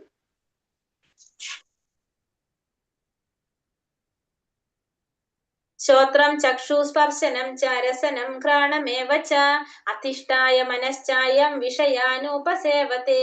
ഇപ്രകാരം മറ്റൊരു സ്ഥൂല ശരീരം കൈക്കൊള്ളുന്ന ജീവസത്ത മനസ്സിനിണങ്ങിയ 5 ഇന്ദ്രിയങ്ങൾ ഉപയോഗിച്ച്, അതായത് കണ്ണ്, ചെവി, നാക്ക്, മൂക്ക്, ത്വക്ക് എന്നിവ സ്വീകരിക്കുകയും അവയിലൂടെ ഒരു കൂട്ടം ഇന്ദ്രിയ വിഷയങ്ങളെ ആസ്വദിക്കുകയും ചെയ്യും. അപ്പോ ഇപ്രകാരം എന്താണ് ചെയ്യുന്നത്, മറ്റൊരു സ്ഥൂല ശരീരം സ്വീകരിക്കുന്ന ജീവാത്മാവ്, അപ്പോ 2 ശരീരം നമുക്ക് പറയാം എന്തൊക്കെയാണ്, സൂക്ഷ്മ ശരീരമുണ്ട്, ഒരു സ്ഥൂല ശരീരമുണ്ട്. സൂക്ഷ്മ ശരീരം, സ്ഥൂല ശരീരം. അപ്പൊ ഈ സ്ഥൂല ശരീരം എന്ന് പറഞ്ഞത് നമ്മൾ ഈ കാണുന്ന ശരീരം, നമ്മുടെ പഞ്ചഭൂതങ്ങൾ കൊണ്ട് നിർമ്മിച്ച നമ്മുടെ ഈ ശരീരമാണ് സ്ഥൂല ശരീരം. സൂക്ഷ്മ ശരീരം എന്ന് പറഞ്ഞാൽ മനസ്സ്, ബുദ്ധി, മിഥ്യ, അഹങ്കാരം, ഇതാണ് സൂക്ഷ്മ ശരീരം. നമുക്ക് കാണാൻ സാധിക്കുന്നില്ല. അതെന്താ സംഭവിക്കുന്നത്, നമ്മൾ മരണപ്പെടുമ്പോ നമ്മുടെ ഓർമ്മകൾ അല്ലെ, ഇത് ഒരു ഹാർഡ് ഡിസ്ക് പോലെ എന്താ സംഭവിക്കുന്നത്, നമ്മുടെ എല്ലാ ഓർമ്മകളും, നമ്മൾ ഇത്രയും ചിന്തിച്ച കാര്യങ്ങളും, ആ ലാസ്റ്റ് സമയത്തുള്ള നമ്മുടെ ചിന്തയും, ഇതെല്ലാം കൂടിയിട്ടാണ് ആത്മാവ് കൊണ്ടുപോകുന്നത്.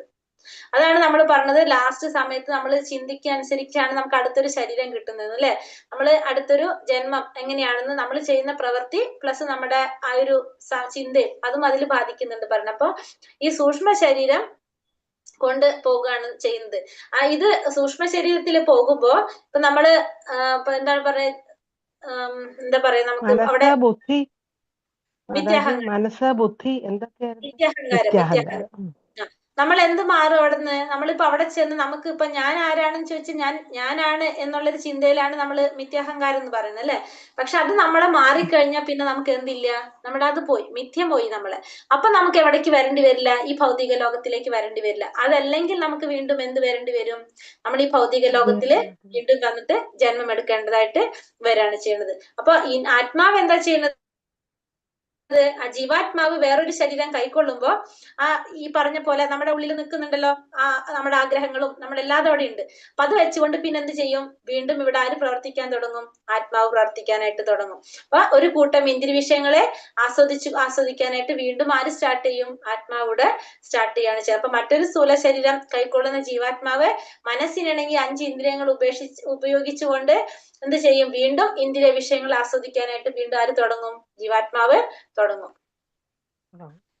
ഉത്ക്രാമന്തം സ്ഥിതം വാപി ഭുഞ്ചാനം വാ ഗുണാന്വിതം വിമൂഢാനാനു പശ്യന്തി ജ്ഞാന ചക്ഷുഷഃ. ജീവാത്മാവ് എങ്ങനെ ഈ ശരീരം വിട്ടുപോകുന്നുവെന്നോ ഗുണങ്ങളുടെ ആകർഷണത്തിന് വഴിപ്പെട്ട് ഏതു തരം ശരീരത്തെയാണ് സ്വീകരിക്കുന്നതെന്നോ മൂഢന്മാർക്ക് അറിഞ്ഞുകൂടാ. ജ്ഞാനത്തിന്റെ അകക്കണ്ണ് തെളിഞ്ഞവർക്ക് ഇതെല്ലാം പ്രത്യക്ഷമാകുന്നു. അപ്പൊ മൂഢന്മാർക്ക് ഒരിക്കലും മനസ്സിലാക്കാൻ സാധിക്കില്ല ജീവാത്മാവ് എങ്ങനെയാണ് ഒരു ശരീരം വിട്ടുപോകുന്നത്. ഗുണങ്ങളുടെ ആകർഷണത്തിന് വഴിപ്പെട്ടുകൊണ്ട് ഏതൊരു ശരീരത്തെയാണ് ജീവാത്മാവിനെ സ്വീകരിച്ച് അനുഭവിക്കേണ്ടതായിട്ട് വരുന്നത് എന്ന് ആർക്കും മനസ്സിലാക്കാൻ സാധിക്കില്ല. മൂഢന്മാർക്ക് മനസ്സിലാക്കാൻ സാധിക്കും. ആർക്കാണ് അത് അറിയാൻ സാധിക്കുന്നത്? ജ്ഞാനത്തിന്റെ അകക്കണ്ണ് തെളിഞ്ഞവർക്ക്. അതായത് ഭഗവാനെ കുറിച്ചും ഈ ഭൗതിക പ്രകൃതിയുടെ നിയമങ്ങളെ കുറിച്ചും ജീവാത്മാവിനെ കുറിച്ചും എല്ലാം മനസ്സിലായവർക്കാണ് ഇതെല്ലാം അറിയാൻ സാധിക്കുന്നത്. അല്ലാത്തവർക്ക് എന്താണ് സംഭവിക്കുന്നത് എന്നുള്ളത് ഒരിക്കലും മനസ്സിലാക്കാനായിട്ട് സാധിക്കുന്നില്ല. യദന്തോ യോഗിനൈശ്ചന്യം പശ്യന്ത്യാത്മന്യവസ്ഥിതം യദന്തോപ്യകൃതാത്മാനോ നൈനം പശ്യന്ത്യ ചേതസഃ. ആത്മസാക്ഷാത്കാരം ലഭിച്ച് എപ്പോഴും യത്നിച്ചു കൊണ്ടേയിരിക്കുന്ന അതീന്ദ്രിയവാദികൾക്ക് ഇതെല്ലാം വ്യക്തമായി കാണാൻ കഴിയും. മനോവികാസം പ്രാപിക്കാത്തവർക്കും ആത്മസാക്ഷാത്കാരം ലഭിക്കാത്തവർക്കും ശ്രമിച്ചാലും എന്താണ് സംഭവിക്കുന്നതെന്ന് കാണാൻ വയ്യ.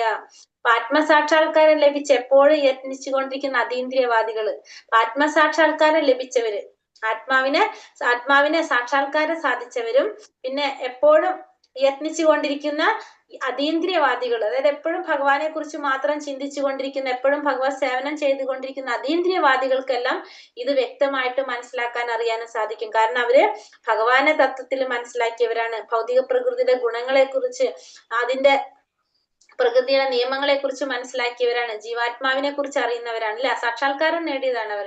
അങ്ങനെയുള്ളവർക്ക് ഇത് വ്യക്തമായിട്ട് മനസ്സിലാക്കാൻ സാധിക്കും. മനോവികാസം പ്രാപിക്കാത്തവർക്കോ ആത്മസാക്ഷാത്കാരം ലഭിക്കാത്തവർക്കോ എത്ര ശ്രമിച്ചാലും എന്താണ് സംഭവിച്ചതെന്ന് പോലും കാണാനായിട്ട് അവർക്ക് സാധിക്കില്ല. അപ്പൊ ശാരീരികമായിട്ട് ഉണ്ടാകുന്ന മാറ്റങ്ങളോ ജീവാത്മാവിന് സംഭവിക്കുന്ന കാര്യങ്ങളോ ആർക്കറിയില്ല? ആത്മസാക്ഷാത്കാരം ലഭിക്കാത്തവർക്ക് മനസ്സിലാക്കാനായിട്ട് സാധിക്കും. യഥാദിത്യഗതം തേജോ ജഗത് ഭാസാ യദേഖിലം യച്ചന്ദ്രമസി യച്ചാഗ്നൗ തത്തേജോ വിധി മാമകം. പ്രപഞ്ചത്തിലെ അന്ധകാരം അത്രയും നീക്കി അതിനെ ശോഭായമാനമാക്കുന്ന സൂര്യന്റെ തേജസ് എന്നിൽ നിന്നാണ് വരുന്നത്. ഇനി ഭഗവാൻ പറയുന്നത് എന്താണ് ഇവിടെ? ഭഗവാനെ കുറിച്ച് ഇപ്പൊ പറഞ്ഞ പോലെ അല്ലെ, ബുദ്ധിഹീനന്മാർക്ക്, മൂഢന്മാർക്ക് മനസ്സിലാക്കാനായിട്ട് സാധിക്കില്ല. അപ്പൊ പ്രപഞ്ചത്തിന്റെ അന്ധകാരം അത്രയും നീക്കിയിട്ട് അതിനെ പ്രപഞ്ചത്തിലെ ശോഭായമാനമാക്കുന്ന ആ സൂര്യന്റെ തേജസ് അത് ആരിൽ നിന്നാണ് വരുന്നത്? ഭഗവാനിൽ നിന്നാണ് വരുന്നത്. ചന്ദ്രന്റെ തേജസ്സും അഗ്നിയുടെ തേജസ്സുകളും എല്ലാം ആരിൽ നിന്ന് തന്നെയാണ് വരുന്നത്? എല്ലാം ഭഗവാൻ വരുന്നത്. അപ്പൊ എല്ലാതും ഭഗവാനിൽ നിന്നാണ്. സൂര്യന്റെ തേജസ്സും ചന്ദ്രന്റെ തേജസ്സും അഗ്നിയുടെ തേജസ്സും എല്ലാം ആരിൽ നിന്നാണ്? ഭഗവാനിൽ നിന്ന് തന്നെയാണ് വരുന്നതെന്ന് പറയാം. എല്ലാം ഭഗവാന്റെ തന്നെ ശക്തികളാണ്. ഇതൊക്കെ ഭഗവാനിൽ നിന്ന് തന്നെയാണ് ഇതൊക്കെ വരുന്നത്. ഗാമാ വിശ്യച്ച ഭൂതാനി ധാരയാമ്യാഹമോജസ ഉഷ്ണാമി ചൗഷതി സർവ സോമോ ഭൂത്താരസാത്മക. ഞാൻ ഓരോ ഗ്രഹത്തിലും ഉൾപൂകി അവയെ എന്റെ ശക്തി കൊണ്ട് ഭ്രമണപഥത്തിൽ നിലനിർത്തുന്നു. ഞാൻ തന്നെ ചന്ദ്രനായി തീർന്ന് എല്ലാ സസ്യങ്ങൾക്കും ജീവരസം പ്രദാനം ചെയ്യുന്നു. ഇപ്പൊ ഇവിടെ എന്താ പറയണത്? എല്ലാ ഗ്രഹങ്ങളിലും ഉൾപൂകി എന്റെ ശക്തി കൊണ്ട് എല്ലാത്തിനെയും ഭ്രമണപഥത്തിൽ നിലനിർത്തുന്നതും ആര് തന്നെയാണ്? ഭഗവാൻ തന്നെയാണ്. മാത്രമല്ല എന്താ പറയുന്നത്? ചന്ദ്രനായി തീർന്ന എല്ലാ സസ്യങ്ങൾക്കും ജീവരസം പകർന്നതും ആരാണ്? ഭഗവാനാണ്. അപ്പൊ ചന്ദ്രന്റെ നിലാവ് എല്ലാ സസ്യങ്ങൾക്കും ആവശ്യമാണ്. ആ കാരണം വെച്ചെന്താണ്? ആ ചെടികൾക്ക് പോഷണം കിട്ടാനായിട്ട് ചന്ദ്രനിലൂടെയാണ് ആ ചെടികൾക്കെല്ലാം പോഷണം കിട്ടുന്നത്. അപ്പൊ ഈ സസ്യങ്ങള് സ്വാദിഷ്ടമാകുന്നത് എന്തുകൊണ്ടാണ്? ഈ നിലാവിന്റെ സാന്നിധ്യം കൊണ്ടാണ്. അതുകൊണ്ട് തന്നെ ചന്ദ്രന്റെ നിലാവ് എല്ലാ സസ്യങ്ങൾക്കും ആവശ്യമാണ്. ഇത് എവിടെ നിന്നാണ് കിട്ടുന്നത്? ഭഗവാനിൽ നിന്നാണ് കിട്ടുന്നത്. അപ്പൊ ഭഗവാനാണ് ഇതിന് വേണ്ട കാര്യങ്ങൾ ചെയ്യുന്നത്. ആരാണ്? ഭഗവാന്റെ ശക്തി തന്നെയാണ്. അപ്പൊ അതുകൊണ്ട് ഓരോ ഗ്രഹത്തിലും ഉൾപ്പുകി എന്റെ ശക്തി കൊണ്ട് ഭ്രമണപഥത്തിൽ നിർത്തുന്ന മാത്രമല്ല, ചന്ദ്രനായി തീർന്ന് എല്ലാ സസ്യങ്ങൾക്കും ജീവരസം പകരുന്നത് ആര് തന്നെയാണ്? ഭഗവാൻ തന്നെയാണ് എന്ന് ഭഗവാൻ ഇവിടെ പറയാണ്. ഇനി അടുത്തതിൽ ഭഗവാൻ എന്താ പറയുന്നത്? അഹം വൈശാനരോ ഭൂത്വ പ്രാണിനാം ദേഹമാശ്രിതഃ പ്രാണാപാന സമായുക്ത പചാമ്യന്നം ചതുർവിധം. ഇനി ഭഗവാൻ പറയുന്നത് സകല ജീവികളിലുമുള്ള ദഹനാഗ്നിയാണ് ഞാൻ. അപ്പൊ ഭഗവാൻ പറയുന്നു, ഞാൻ ഇനി ആരാണ്? ദഹനാഗ്നി. നമ്മുടെ ഉള്ളില് എല്ലാ ജീവികളിലുമുള്ള ദഹനാഗ്നിയാണ് ഞാൻ. ഞാൻ ദഹനാഗ്നിയായിട്ടും ഇരിക്കുന്നുണ്ട്. ഉൾക്കൊള്ളുന്നതും പുറത്തു തള്ളുന്നതുമായ പ്രാണവായുവിനോട് ചേർന്ന് ഞാൻ 4 വിധത്തിലുള്ള ആഹാരങ്ങളെയും ദഹിപ്പിക്കുന്നു. അപ്പൊ ഭഗവാൻ പറയുന്നത് നമ്മുടെ ഉള്ളില് ദഹനാഗ്നിയായിട്ട് ഭഗവാൻ പ്രവർത്തിക്കുന്നുണ്ട്. അപ്പൊ നമ്മള് കഴിക്കുന്ന ഭക്ഷണം ദഹിപ്പിക്കുന്നത് ആരാണ്? ഭഗവാനാണ്. അത് അഗ്നിയുടെ പേരെന്താണ്? വൈശ്വാനരൻ എന്ന് പറഞ്ഞൊരു അഗ്നിയായിട്ട് ഭഗവാൻ ഇരിക്കുന്നുണ്ട്. അപ്പൊ നമ്മുടെ ഭക്ഷിക്കുന്ന ഭക്ഷണങ്ങൾ ദഹിച്ചു പോരാനായിട്ടുള്ള ഒരു അഗ്നി അത് നമ്മുടെ ഉദരത്തിലുണ്ട്. ആ അഗ്നിയെ ദഹിപ്പിക്കാനായിട്ട് അതിന്റെ പേരെന്താണ്? വൈശ്വാനരൻ. അപ്പൊ അഗ്നിയുടെ രൂപത്തിൽ ഇരിക്കുന്നത് ആര് തന്നെയാണ്? ഭഗവാൻ തന്നെയാണെന്ന് ഇവിടെ ഭഗവാൻ പറയുന്നത്. വൈശ്വാനരൻ എന്ന് പറഞ്ഞൊരു അഗ്നിയായിട്ട് ഭഗവാൻ നമ്മുടെ ഉള്ളിൽ ഇരുന്നു കൊണ്ട് നമ്മുടെ കഴിക്കുന്ന ഭക്ഷണം ദഹിപ്പിച്ചു തരുന്നതും ആര് തന്നെയാണ്? ഭഗവാൻ തന്നെയാണ്. അപ്പൊ ഭഗവാനാണ് നമ്മൾ കഴിക്കുന്ന ഭക്ഷണം ദഹിക്കാനായിട്ട് സഹായിക്കുന്നത്. അപ്പൊ ഈ ദഹന പ്രക്രിയയുടെ സഹായം ആരിലൂടെയാണ് നടക്കുന്നത്? ഭഗവാനിലൂടെയാണ് നടക്കുന്നത്. അപ്പൊ ഭഗവാൻ ഭക്ഷ്യസാധനങ്ങൾ നമുക്ക് സൃഷ്ടിച്ചു തരുന്നു, പിന്നെ അത് പരിപാലിച്ചു തരുന്നുണ്ട്. അത് കഴിഞ്ഞിട്ട് അതിന് നമുക്ക് ദഹിപ്പിച്ചു തരുന്നത് ആര് തന്നെയാണ്? ഭഗവാൻ തന്നെയാണ്. അപ്പൊ ഭക്ഷണം നമുക്ക് കഴിക്കാൻ വേണ്ട സസ്യങ്ങള്, ധാന്യങ്ങൾ അല്ലെ, ഇതൊക്കെ നമുക്ക് സൃഷ്ടിക്കുന്നതും ഭഗവാനാണ്. പിന്നെ മഴയും അതിന് വേണ്ട കാലാവസ്ഥ അനുകൂലമാക്കി നമുക്കത് നല്ല രീതിയിൽ വിളവെടുക്കാൻ സഹായിക്കുന്നതും ഭഗവാൻ തന്നെയാണ്. അതിനുശേഷം ഇത് കഴിച്ചു കഴിഞ്ഞാൽ അതിനെ ദഹിപ്പിക്കുന്നതും ആര് തന്നെയാണ്? ഭഗവാൻ തന്നെയാണ്. അപ്പൊ 4 തരത്തിലുള്ള ഭക്ഷണ പദാർത്ഥങ്ങളെ കുറിച്ചാണ് പറയുന്നത്. ഇതൊന്ന് വിഴുങ്ങേണ്ടത്, ചവച്ചിറക്കേണ്ടത്, നക്കി കഴിക്കേണ്ടത്, വലിച്ചുറ്റി 4 തരത്തിലുള്ള ഭക്ഷണങ്ങളെ ദഹിപ്പിക്കുന്ന ദഹനശക്തിയായിട്ട് ഭഗവാൻ വർത്തിക്കുന്നുണ്ട്. ആ ദഹനത്തിന്റെ പേരെന്താണ്? ശക്തിയുടെ വൈശ്വാനരൻ. വൈശ്വാനരൻ എന്ന് പറഞ്ഞ അഗ്നിയായിട്ട് ഭഗവാൻ ഇരിക്കുന്നുണ്ട്. സർവസ്യ ചാഹം ഹൃദി സന്നിവിഷ്ടോ മത്താ സ്മൃതി ജ്ഞാനമപോഹനം ച വേദൈശ്ച സർവൈര അഹമേവ വേദ്യോ വേദാന്ത കൃത്വേദ വിദേവ ചാഹം. സർവജീവികളുടെയും ഹൃദയത്തിൽ ഞാൻ വാഴുന്നു. അപ്പൊ എല്ലാവരുടെ ഹൃദയത്തിലും ആരുണ്ട്? ഭഗവാനുണ്ട്. സ്മരണയും ജ്ഞാനവും മറവിയും എന്നിൽ നിന്നാണ് ഉളവാകുന്നത്. അറിയേണ്ടതും എല്ലാ വേദങ്ങളിലൂടെ അറിയേണ്ടതും എന്നെ തന്നെ. വേദാന്തം ഉണ്ടാക്കിയതും വേദങ്ങളെ അറിയുന്നതും ഞാനാണ്. അപ്പൊ എല്ലാ ജീവികളുടെയും ഹൃദയത്തിൽ ഞാൻ വാഴുന്നുണ്ട് അല്ലെ. സർവ്വജീവികളുടെയും ഹൃദയത്തിൽ ഞാൻ വാഴുന്നു. സ്മരണയും ജ്ഞാനവും സ്മരണശക്തി ഞാനാണ്, ജ്ഞാനശക്തി ഞാനാണ്, മറവി ശക്തി ഞാനാണ്. എല്ലാതും എങ്ങനെയാണ്? എന്നിൽ നിന്നാണ് ഉണ്ടായത്. എല്ലാ വേദങ്ങളിലൂടെയും അറിയേണ്ടതും എന്നെ കുറിച്ചാണ്. വേദാന്തം ഉണ്ടാക്കിയതും വേദങ്ങളെ അറിയുന്നതും ആരാണ്? ഞാൻ തന്നെയാണ്. അപ്പൊ ഭഗവാൻ പറയുന്നു, എല്ലാ ജീവികളുടെയും ഹൃദയത്തിൽ ഭഗവാൻ വാഴുന്നുണ്ട് അല്ലെ. പരമാത്മാവായിട്ട് ഭഗവാൻ എല്ലാവരുടെ ഉള്ളിലും വാഴുന്നുണ്ട്. സ്മരണശക്തി, നമുക്ക് ഓർക്കാനുള്ള ശക്തി കിട്ടുന്നതും, ജ്ഞാനം, നമ്മള് ബുദ്ധി വൈഭവം അല്ലെ, നമുക്ക് എല്ലാം മനസ്സിലാക്കാനുള്ള ആ ബുദ്ധി വൈഭവം, ജ്ഞാനം അത് തരുന്നത് ഭഗവാനാണ്. മറവി ശക്തി തരുന്നതും ആര് തന്നെയാണ്? ഭഗവാൻ തന്നെയാണ്. എല്ലാം ഭഗവാനിൽ നിന്ന് തന്നെയാണ് ഉണ്ടായത്. മാത്രമല്ല ഈ വേദങ്ങളിലൂടെ അറിയേണ്ടത് ആരെ കുറിച്ചാണ്? ഭഗവാനെ കുറിച്ചാണ്. സർവസ്യ ചാഹം ഹൃദി സന്നിവിഷ്ടോ മത്താ സ്മൃതി ജ്ഞാനം അപോഹനം ച. എന്താ പറയുന്നത്? വേദൈശ്ച സർവൈര അഹമേവ വേദ്യോ വേദാന്ത കൃത്വേദ വിദേവ ചാഹം. വേദങ്ങളിലൂടെ അറിയേണ്ടതെല്ലാം ഭഗവാനെ കുറിച്ച് തന്നെ. വേദാന്തം ഉണ്ടാക്കിയത് ആരാണ്? ഭഗവാനാണ്. വേദങ്ങളെ അറിയുന്നതും ആർക്കാണ്? അതും ഭഗവാന് തന്നെയാണ് അറിയുന്നത്. അപ്പൊ എല്ലാ വേദങ്ങളുടെയും ഉദ്ദേശം ഭഗവാനെ കുറിച്ച് മനസ്സിലാക്കുക എന്നാണ്. ഭഗവാനെ കുറിച്ച് അറിയാൻ വേണ്ടിയിട്ട് അതിനുള്ള നിർദ്ദേശങ്ങളും ആ ഭഗവത് സാക്ഷാത്കാരത്തിന് വേണ്ട പ്രക്രിയകളുമാണ് എന്തിൽ പറഞ്ഞിരിക്കുന്നത്? ഈ വേദങ്ങളിൽ പറഞ്ഞിരിക്കുന്നത്. അപ്പൊ എല്ലാത്തിന്റെയും അടിസ്ഥാനം ആരിലേക്കാണ് എത്തുന്നത്?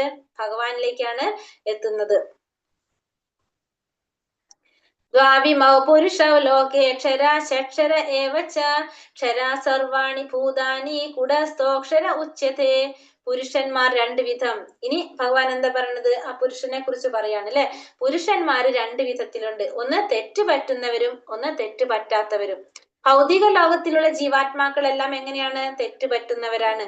ആധ്യാത്മിക ലോകത്തിലുള്ള ജീവാത്മാക്കൾക്ക് തെറ്റ് പറ്റുകയില്ല. അപ്പൊ രണ്ടു തരത്തിൽ പുരുഷന്മാര്, ഒന്ന് തെറ്റ് പറ്റുന്ന പുരുഷന്മാരും ഒന്ന് തെറ്റ് പറ്റാത്തവരും. തെറ്റ് പറ്റാത്തവരും തെറ്റ് പറ്റുന്നത് ജീവാത്മാക്കള്.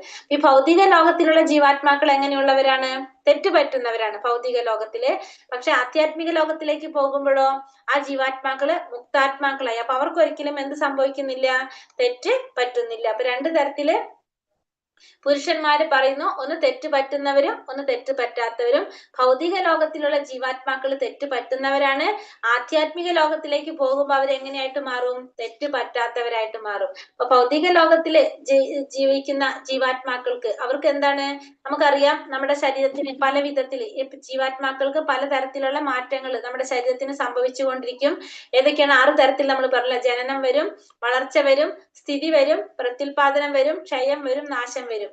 പക്ഷെ ആധ്യാത്മിക ലോകത്തിലേക്ക് പോകുമ്പോഴോ ഈ ഭൗതിക ശരീരത്തിന് ഈ മാറ്റങ്ങൾ വരുന്നത് എവിടെ മാത്രാണ്? ഭൗതിക ലോകത്തിലെ ജീവാത്മാക്കൾ നിൽക്കുന്ന ശരീരത്തിന്. അതായത് അങ്ങനെയുള്ള ജീവാത്മാക്കളെയാണ് പറഞ്ഞത്, ഭൗതിക ലോകത്തിലുള്ളവരുടെ ശരീരത്തിനാണ് ഈ മാറ്റങ്ങൾ വരുന്നത്. പക്ഷെ തെറ്റ് പറ്റാവുന്ന ജീവാത്മാക്കളാകുമ്പോൾ ആത്മീയ ലോകത്തിലേക്ക് പോകുമ്പോൾ എന്താണ്? ഈ തരത്തിലുള്ള മാറ്റങ്ങളൊന്നും ശരീരത്തിന് ആർക്ക് സംഭവിക്കുന്നില്ല? ആധ്യാത്മിക ലോകത്തിലുള്ളവർക്ക് സംഭവിക്കുന്നില്ല. എല്ലായ്പ്പോഴും ഒരുപോലെ തന്നെയാണ്. അവിടെ എന്തില്ല?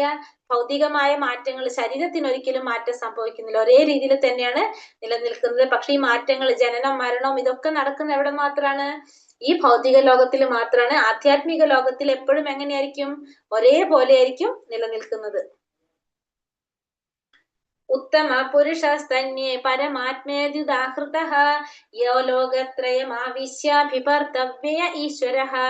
ഇവരെ കൂടാതെ പരമപുരുഷനായ പരമാത്മാവ് എന്നറിയപ്പെടുന്ന അവ്യയനായ ഭഗവാനുണ്ട്. അപ്പൊ ഈ പുരുഷന്മാര് രണ്ട് തരത്തിൽ പറഞ്ഞ, തെറ്റ് പറ്റുന്നവരും തെറ്റ് പറ്റാത്തവരും. അപ്പൊ ഇത് കൂടാതെ ആരുണ്ട്? പരമപുരുഷനായ പരമാത്മാവ് എന്നറിയപ്പെടുന്ന അവ്യയനായ ഭഗവാനുണ്ട്. അദ്ദേഹം 3 ലോകങ്ങളിലും അന്തർഗതനായി അവയെ പുലർത്തിപ്പോരുന്നു. അപ്പൊ ഇത് കൂടാതെ പിന്നെ ആര് കൂടിയുണ്ട്? ഭഗവാൻ കൂടിയുണ്ട്. ആ ഭഗവാൻ എങ്ങനെയാണ്? അവ്യയനാണ്. പിന്നെ അതുപോലെ തന്നെ ഭഗവാനെ കുറിച്ച് ഭഗവാൻ എന്താ പറഞ്ഞ? ഈ 3 ലോകങ്ങളിലും അന്തർഗതനായിട്ട് എല്ലാത്തിനെയും പുലർത്തി പോരുന്നത് ആര് തന്നെയാണ്? ഭഗവാനാണ്.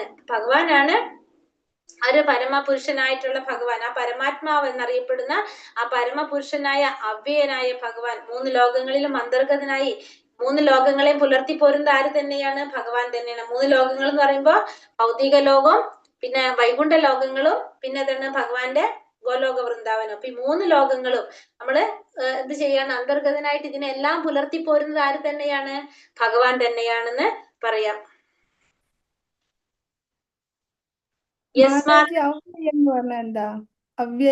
അവ്യയനായി എന്ന് പറഞ്ഞ എന്താ?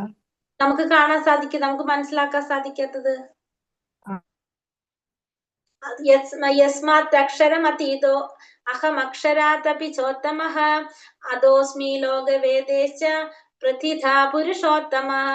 ഞാൻ ഇന്ദ്രിയങ്ങൾക്ക് അതീതനും ക്ഷരങ്ങൾക്കും അക്ഷരങ്ങൾക്കും അതീതനും സർവശ്രേഷ്ഠനുമായതുകൊണ്ട് ലോകരും വേദങ്ങളും എന്നെ പുരുഷോത്തമൻ എന്ന് വിളിക്കുന്നു. ഇവിടെ എന്താ പറഞ്ഞത്? ഞാൻ എങ്ങനെയാണ്? ഇന്ദ്രിയങ്ങൾക്ക് ഞാൻ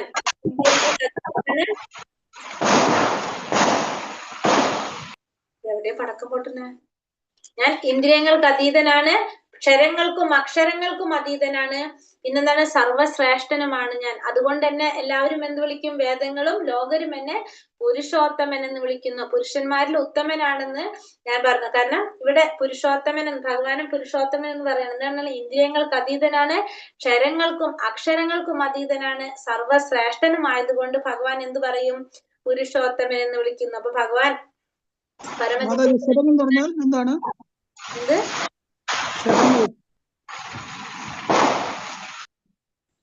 ഒരു മിനിറ്റ്, എന്താ പറഞ്ഞേ മാതാജി? ക്ഷരങ്ങൾ എന്ന് പറഞ്ഞാൽ എന്താണ് അർത്ഥം? ക്ഷരവും അക്ഷരവും, നശിക്കുന്നതും നശിക്കാത്തതും. ക്ഷരവും അക്ഷരവും, നശിക്കുന്നതും നശിക്കാത്തതുമായിട്ടുള്ള. ക്ഷരങ്ങൾക്കും അക്ഷരങ്ങൾക്കും അതീതനാണ്, സർവശ്രേഷ്ഠനുമായതുകൊണ്ട് ലോകരും വേദങ്ങളും എന്നെ എന്ത് വിളിക്കും? പുരുഷോത്തമൻ എന്ന് പറയും. അപ്പൊ ഭഗവാൻ പുരുഷോത്തമനാണെന്ന് ഭഗവാൻ ഇവിടെ പറയാണ്. യോ മാമേവമ സമ്മൂഢോ ജാനാതി പുരുഷോത്തമം സാ സർവവിദ് ഭജതി മാം സർവഭാവേന ഭാരത. എന്നെ പരമദിവ്യോത്തമ പുരുഷനായ ഭഗവാൻ എന്ന് നിസ്സംശയം അറിയുന്നവർ എല്ലാം അറിയുന്നവരാണ് ഹേ ഭാരത. അതുകൊണ്ട് അവർ എന്റെ ഭക്തിയുത സേവനത്തിൽ പൂർണ്ണമായും മുഴുകിയിരിക്കുന്നു. അപ്പൊ എല്ലാവരും എന്നെ പരമദിവ്യോത്തമ പുരുഷനായ ഭഗവാനാണെന്ന് നിസ്സംശയം അറിയുന്നവരെങ്ങനെയാണ്? എന്നെ കുറിച്ച് ശരിയായ രീതിയിൽ തത്വത്തില് ശരിയായ രീതിയിൽ മനസ്സിലാക്കിയവരാണ്. അങ്ങനെയുള്ളവർ എന്ത് ചെയ്തുകൊണ്ടിരിക്കും? എന്റെ ഭക്തിയുടെ സേവനത്തിൽ പൂർണ്ണമായിട്ടും മുഴുകിയിരിക്കും. അപ്പൊ ഭഗവാനെ കുറിച്ച് മനസ്സിലാക്കിയിട്ടുള്ളവർ എപ്പോഴും എന്ത് ചെയ്തുകൊണ്ടിരിക്കും? ഭഗവത് സേവനത്തില് ഏർപ്പെട്ടുകൊണ്ടേയിരിക്കും. കാരണം അവര് ഭഗവാനെ കുറിച്ച് തത്വത്തില് ശരിയായ അർത്ഥത്തിൽ മനസ്സിലാക്കിയവരാണ്. അപ്പൊ അവർക്കറിയാം ഭഗവാൻ എന്താ ചെയ്യേണ്ടത്? ഭക്തിയുടെ സേവനം ചെയ്യണം എന്നുള്ളത്. അതുകൊണ്ട് തന്നെ അവരെന്ത് ചെയ്തുകൊണ്ടിരിക്കും? ഭക്തിയുടെ സേവനം ചെയ്തുകൊണ്ടിരിക്കും. കാരണം ഒരു ജീവാത്മാവിന്റെ ശരിയായ ധർമ്മം എന്ന് പറയാൻ എന്താണ്? ഭഗവാന് സേവനം ചെയ്യാന്നുള്ളതാണ്. ഭഗവത് സേവനമാണ് ശരിയായ ധർമ്മം. അപ്പൊ അത് ചെയ്തുകൊണ്ടേയിരിക്കും. എന്ത് മനസ്സിലായാല്? ഭഗവാനെ കുറിച്ച് ശരിയായ അർത്ഥത്തില് മനസ്സിലാക്കി കഴിഞ്ഞാൽ. ഇതി ഗുഹ്യതമം ശാസ്ത്രം ഇദമുക്തം മയാനഘ ഏതത് ഭൂത്വാ ബുദ്ധിമാൻ സ്യാത് കൃതാ കൃത്യശ്ച ഭാരത. ഹേ പാപരഹിത മയാനഘ നമ്മൾ പറയുന്ന അർജുനന്, ഹേ പാപരഹിത മയാനഘ, ഞാൻ ഇപ്പോൾ ഉപദേശിച്ച ജ്ഞാനം വേദഗ്രന്ഥങ്ങളിലെ അതിരഹസ്യമായ ഭാഗമാണ്. അപ്പൊ ഞാനിപ്പോ നിനക്ക് ഈ പറഞ്ഞ കാര്യം എന്താണ്? വേദഗ്രന്ഥങ്ങളിൽ പറഞ്ഞിരിക്കുന്ന ഏറ്റവും രഹസ്യമായിട്ടുള്ള ഭാഗമാണ്. ഇതറിയുന്നവർ ബുദ്ധിശാലികളാകും, അവരുടെ പ്രയത്നങ്ങൾക്ക് പൂർണ്ണത കൈവരിക്കുകയും ചെയ്യും. അപ്പൊ ഭഗവാൻ പറയുന്നത്, ഞാനിപ്പോ നിനക്ക് ഈ പറഞ്ഞു തന്ന ഈ ജ്ഞാനം വേദഗ്രന്ഥങ്ങളിലെ രഹസ്യമായിട്ടുള്ള ഒരു ഭാഗത്തെ കുറിച്ചാണ് പറയുന്നത്. ഇത് അറിഞ്ഞു കഴിഞ്ഞാൽ അവരെന്താണ്? ബുദ്ധിമാന്മാരാണ്. ഇത് അറിയുന്നവര് അവർക്ക് പൂർണ്ണത കൈവരിക്കാനായിട്ട് സാധിക്കുകയും ചെയ്യുമെന്ന് ഭഗവാൻ ഇവിടെ അർജുനനോട് പറഞ്ഞു കൊടുക്കാണ്. പരമപുരുഷന്റെ ഈ തത്വശാസ്ത്രം പഠിച്ചറിഞ്ഞ് ഭഗവത് സേവന നിരതരാവുന്നവർക്ക് ഭൗതിക പ്രകൃതിയുടെ ത്രിഗുണങ്ങളുടെ പാതയിൽ നിന്നൊഴിയാം. അപ്പൊ ഭഗവാനെ കുറിച്ച് തത്വത്തില് ശരിയായ അർത്ഥത്തിൽ ഭഗവാനെ കുറിച്ച് മനസ്സിലാക്കി ഭക്തിയുടെ സേവനം ചെയ്യുന്നവർക്ക് എന്ത് സാധിക്കും? ഈ ഭൗതിക പ്രകൃതിയുടെ ത്രിഗുണങ്ങളുടെ പാതയിൽ നിന്ന് ഒഴിയാനായിട്ട് സാധിക്കും. നമ്മൾ കഴിഞ്ഞ അധ്യായത്തിൽ പറഞ്ഞു അല്ലെ? എന്താണ്? ഒരിക്കലും പിഴയ്ക്കാതെ ഭക്തിയുടെ സേവനം ചെയ്യുന്നവർക്ക് എന്ത് സാധിക്കും? ത്രിഗുണങ്ങളിൽ നിന്ന് മറികടക്കാൻ സാധിക്കും. അതാണ് പറയുന്നത്, ഈ തത്വശാസ്ത്രം പഠിച്ചറിഞ്ഞ് ഭഗവത് സേവന നിരതരാവുന്നവർക്ക് ഈ ഭൗതിക പ്രകൃതിയുടെ ത്രിഗുണങ്ങളുടെ പാതയിൽ നിന്ന് ഒഴിയാനായിട്ട് സാധിക്കും. ആധ്യാത്മികമായ ഒരു ജ്ഞാനത്തിന്റെ പ്രക്രിയയാണ് ഭക്തിപൂർവമായ ഭഗവത് സേവനം. അത് നടത്തുന്നിടത്ത് ഭൗതിക മാലിന്യം നിലനിൽക്കില്ല. അപ്പൊ ഈ ഭക്തിപൂർവമായിട്ടുള്ള ഭഗവത് സേവനം എന്ന് പറയുന്നത് എന്താണ്? ആധ്യാത്മികമായ ഒരു ജ്ഞാനത്തിന്റെ പ്രക്രിയ, ആധ്യാത്മികമായ ഒരു അറിവ്, അതാണ് അവിടെ നടക്കുന്നത് അല്ലെ? നമ്മള് ഇപ്പോ എന്താണ് പറയുന്നത്?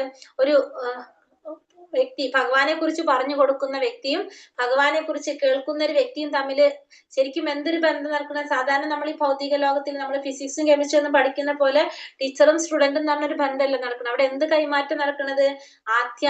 ആത്മീയമായ ഒരു കൈമാറ്റമാണ് അവിടെ നടക്കുന്നത്. അപ്പൊ അത് ശരിക്കും എന്താണത്? ആത്മീയമായ ഒരു കൈമാറ്റം. അത് ഭക്തിപൂർവമായിട്ടുള്ള ഭഗവത് സേവനത്തിന്റെ ആത്മീയമായ പ്രക്രിയയാണെന്ന് പറയാം. നമ്മള് മനസ്സിലാക്കുന്നത് ആത്മീയമായിട്ടുള്ള ഒരു കൈമാറ്റമാണ് അവിടെ നടക്കുന്നത്. അത് നടത്തുന്നിടത്ത് എന്തുണ്ടാവില്ല? ഭൗതിക മാലിന്യം നിലനിൽക്കുന്നുണ്ടാവില്ല. അപ്പൊ നമ്മൾ ഈ ആത്മീയമായ കൈമാറ്റം നടത്തുമ്പോ ആ പറയുന്ന വ്യക്തിക്കും കേൾക്കുന്ന വ്യക്തിക്കും എന്തുണ്ടാവണം? അതുകൊണ്ട് ഗുണം ഉണ്ടാവണം. പറയുന്ന വ്യക്തിയും എന്തായിരിക്കും പറഞ്ഞു കൊടുക്കേണ്ടത്?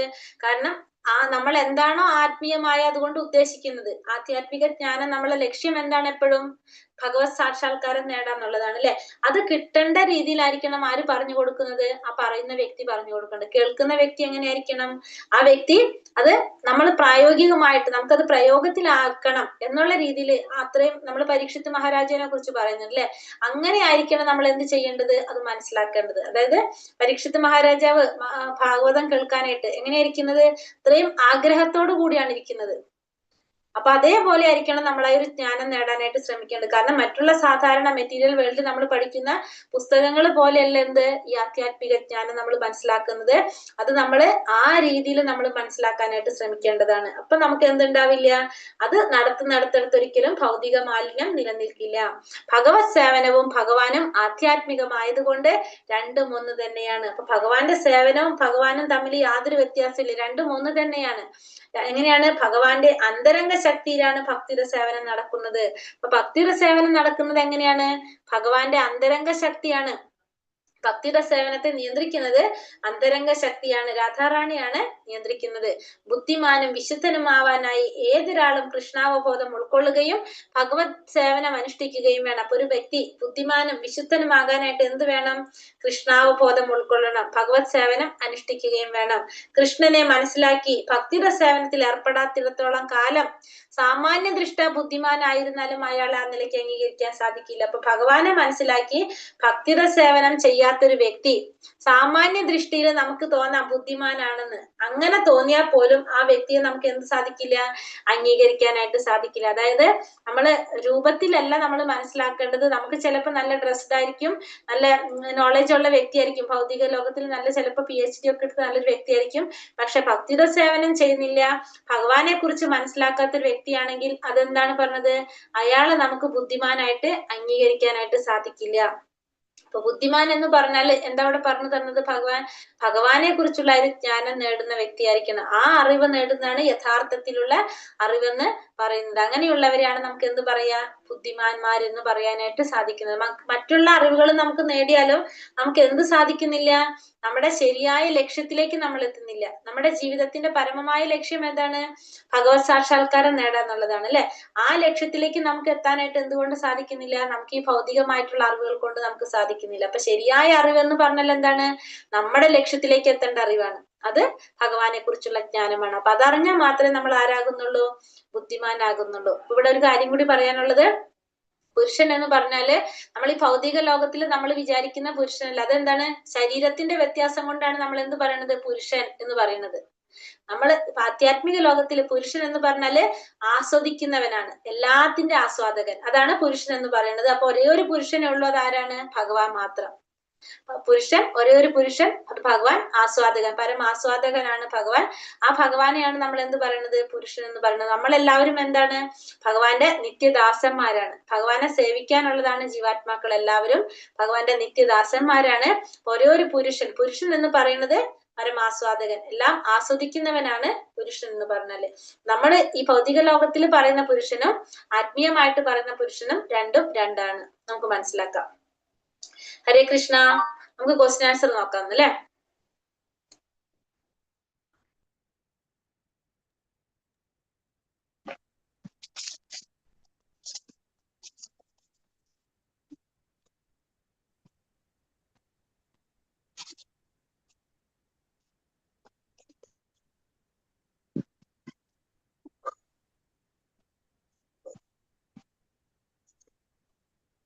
വേദപഠനത്തിന്റെ ഉദ്ദേശം എന്താണ്? ഭഗവാനെ കുറിച്ച് മനസ്സിലാക്കുക, ഭഗവാനെ കുറിച്ച് അറിയുക, ഭഗവാനെ കുറിച്ച് അറിയുക. ഇവിടെ അറിയാൽ വൃക്ഷം എന്ന് പറയുന്നത് എന്തിനോടാണ് ഉപമിച്ചിരിക്കുന്നത്?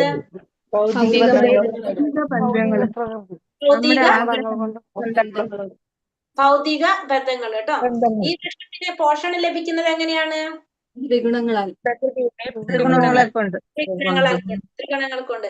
5ാമത്തെ ശ്ലോകത്തിൽ ഭഗവാൻ എന്താ പറഞ്ഞത്?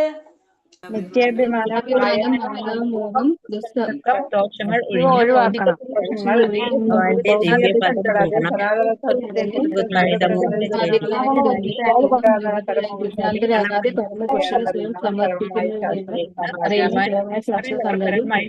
സാമ്രാജ്യം പ്രാപിക്കും. അതായത് മിഥ്യാഭിമാനം, മായാമോഹം, അല്ലെ? ഈ 3 ഭഗവാനെ കുറിച്ച് ഒഴിവാക്കണം.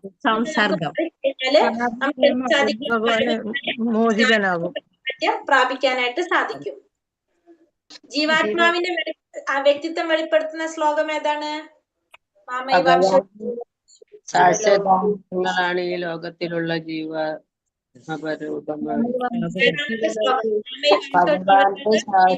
സനാതനഃ മനഃഷ്ഠാനി ഇന്ദ്രിയാണി പ്രകൃതിസ്ഥാനി കർഷതി. 7ാമത്തെ ശ്ലോകം. ജീവാത്മാവിന്റെ ദഹനാഗ്നിയായിട്ട് വർത്തിക്കുന്ന അഗ്നി ഏതാണ്? പരമപുരുഷൻ. പുരുഷോത്തമൻ എന്ന് പുകഴ്ത്തുന്നത് എന്തുകൊണ്ടാണ്? ഭഗവാൻ ഇന്ദ്രിയാതീതനും ശരങ്ങൾക്കും അക്ഷരങ്ങൾക്കും അതീതനും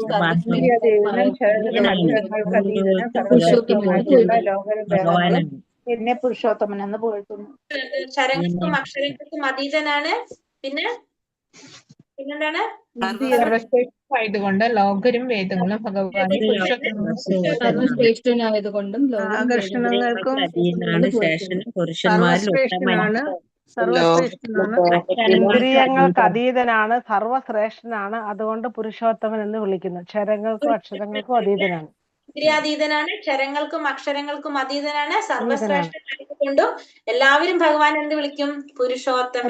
പുരുഷോത്തമൻ പുരുഷോത്തമൻ പഞ്ചാകൽപത രൂപേശ കൃപ പതിദാന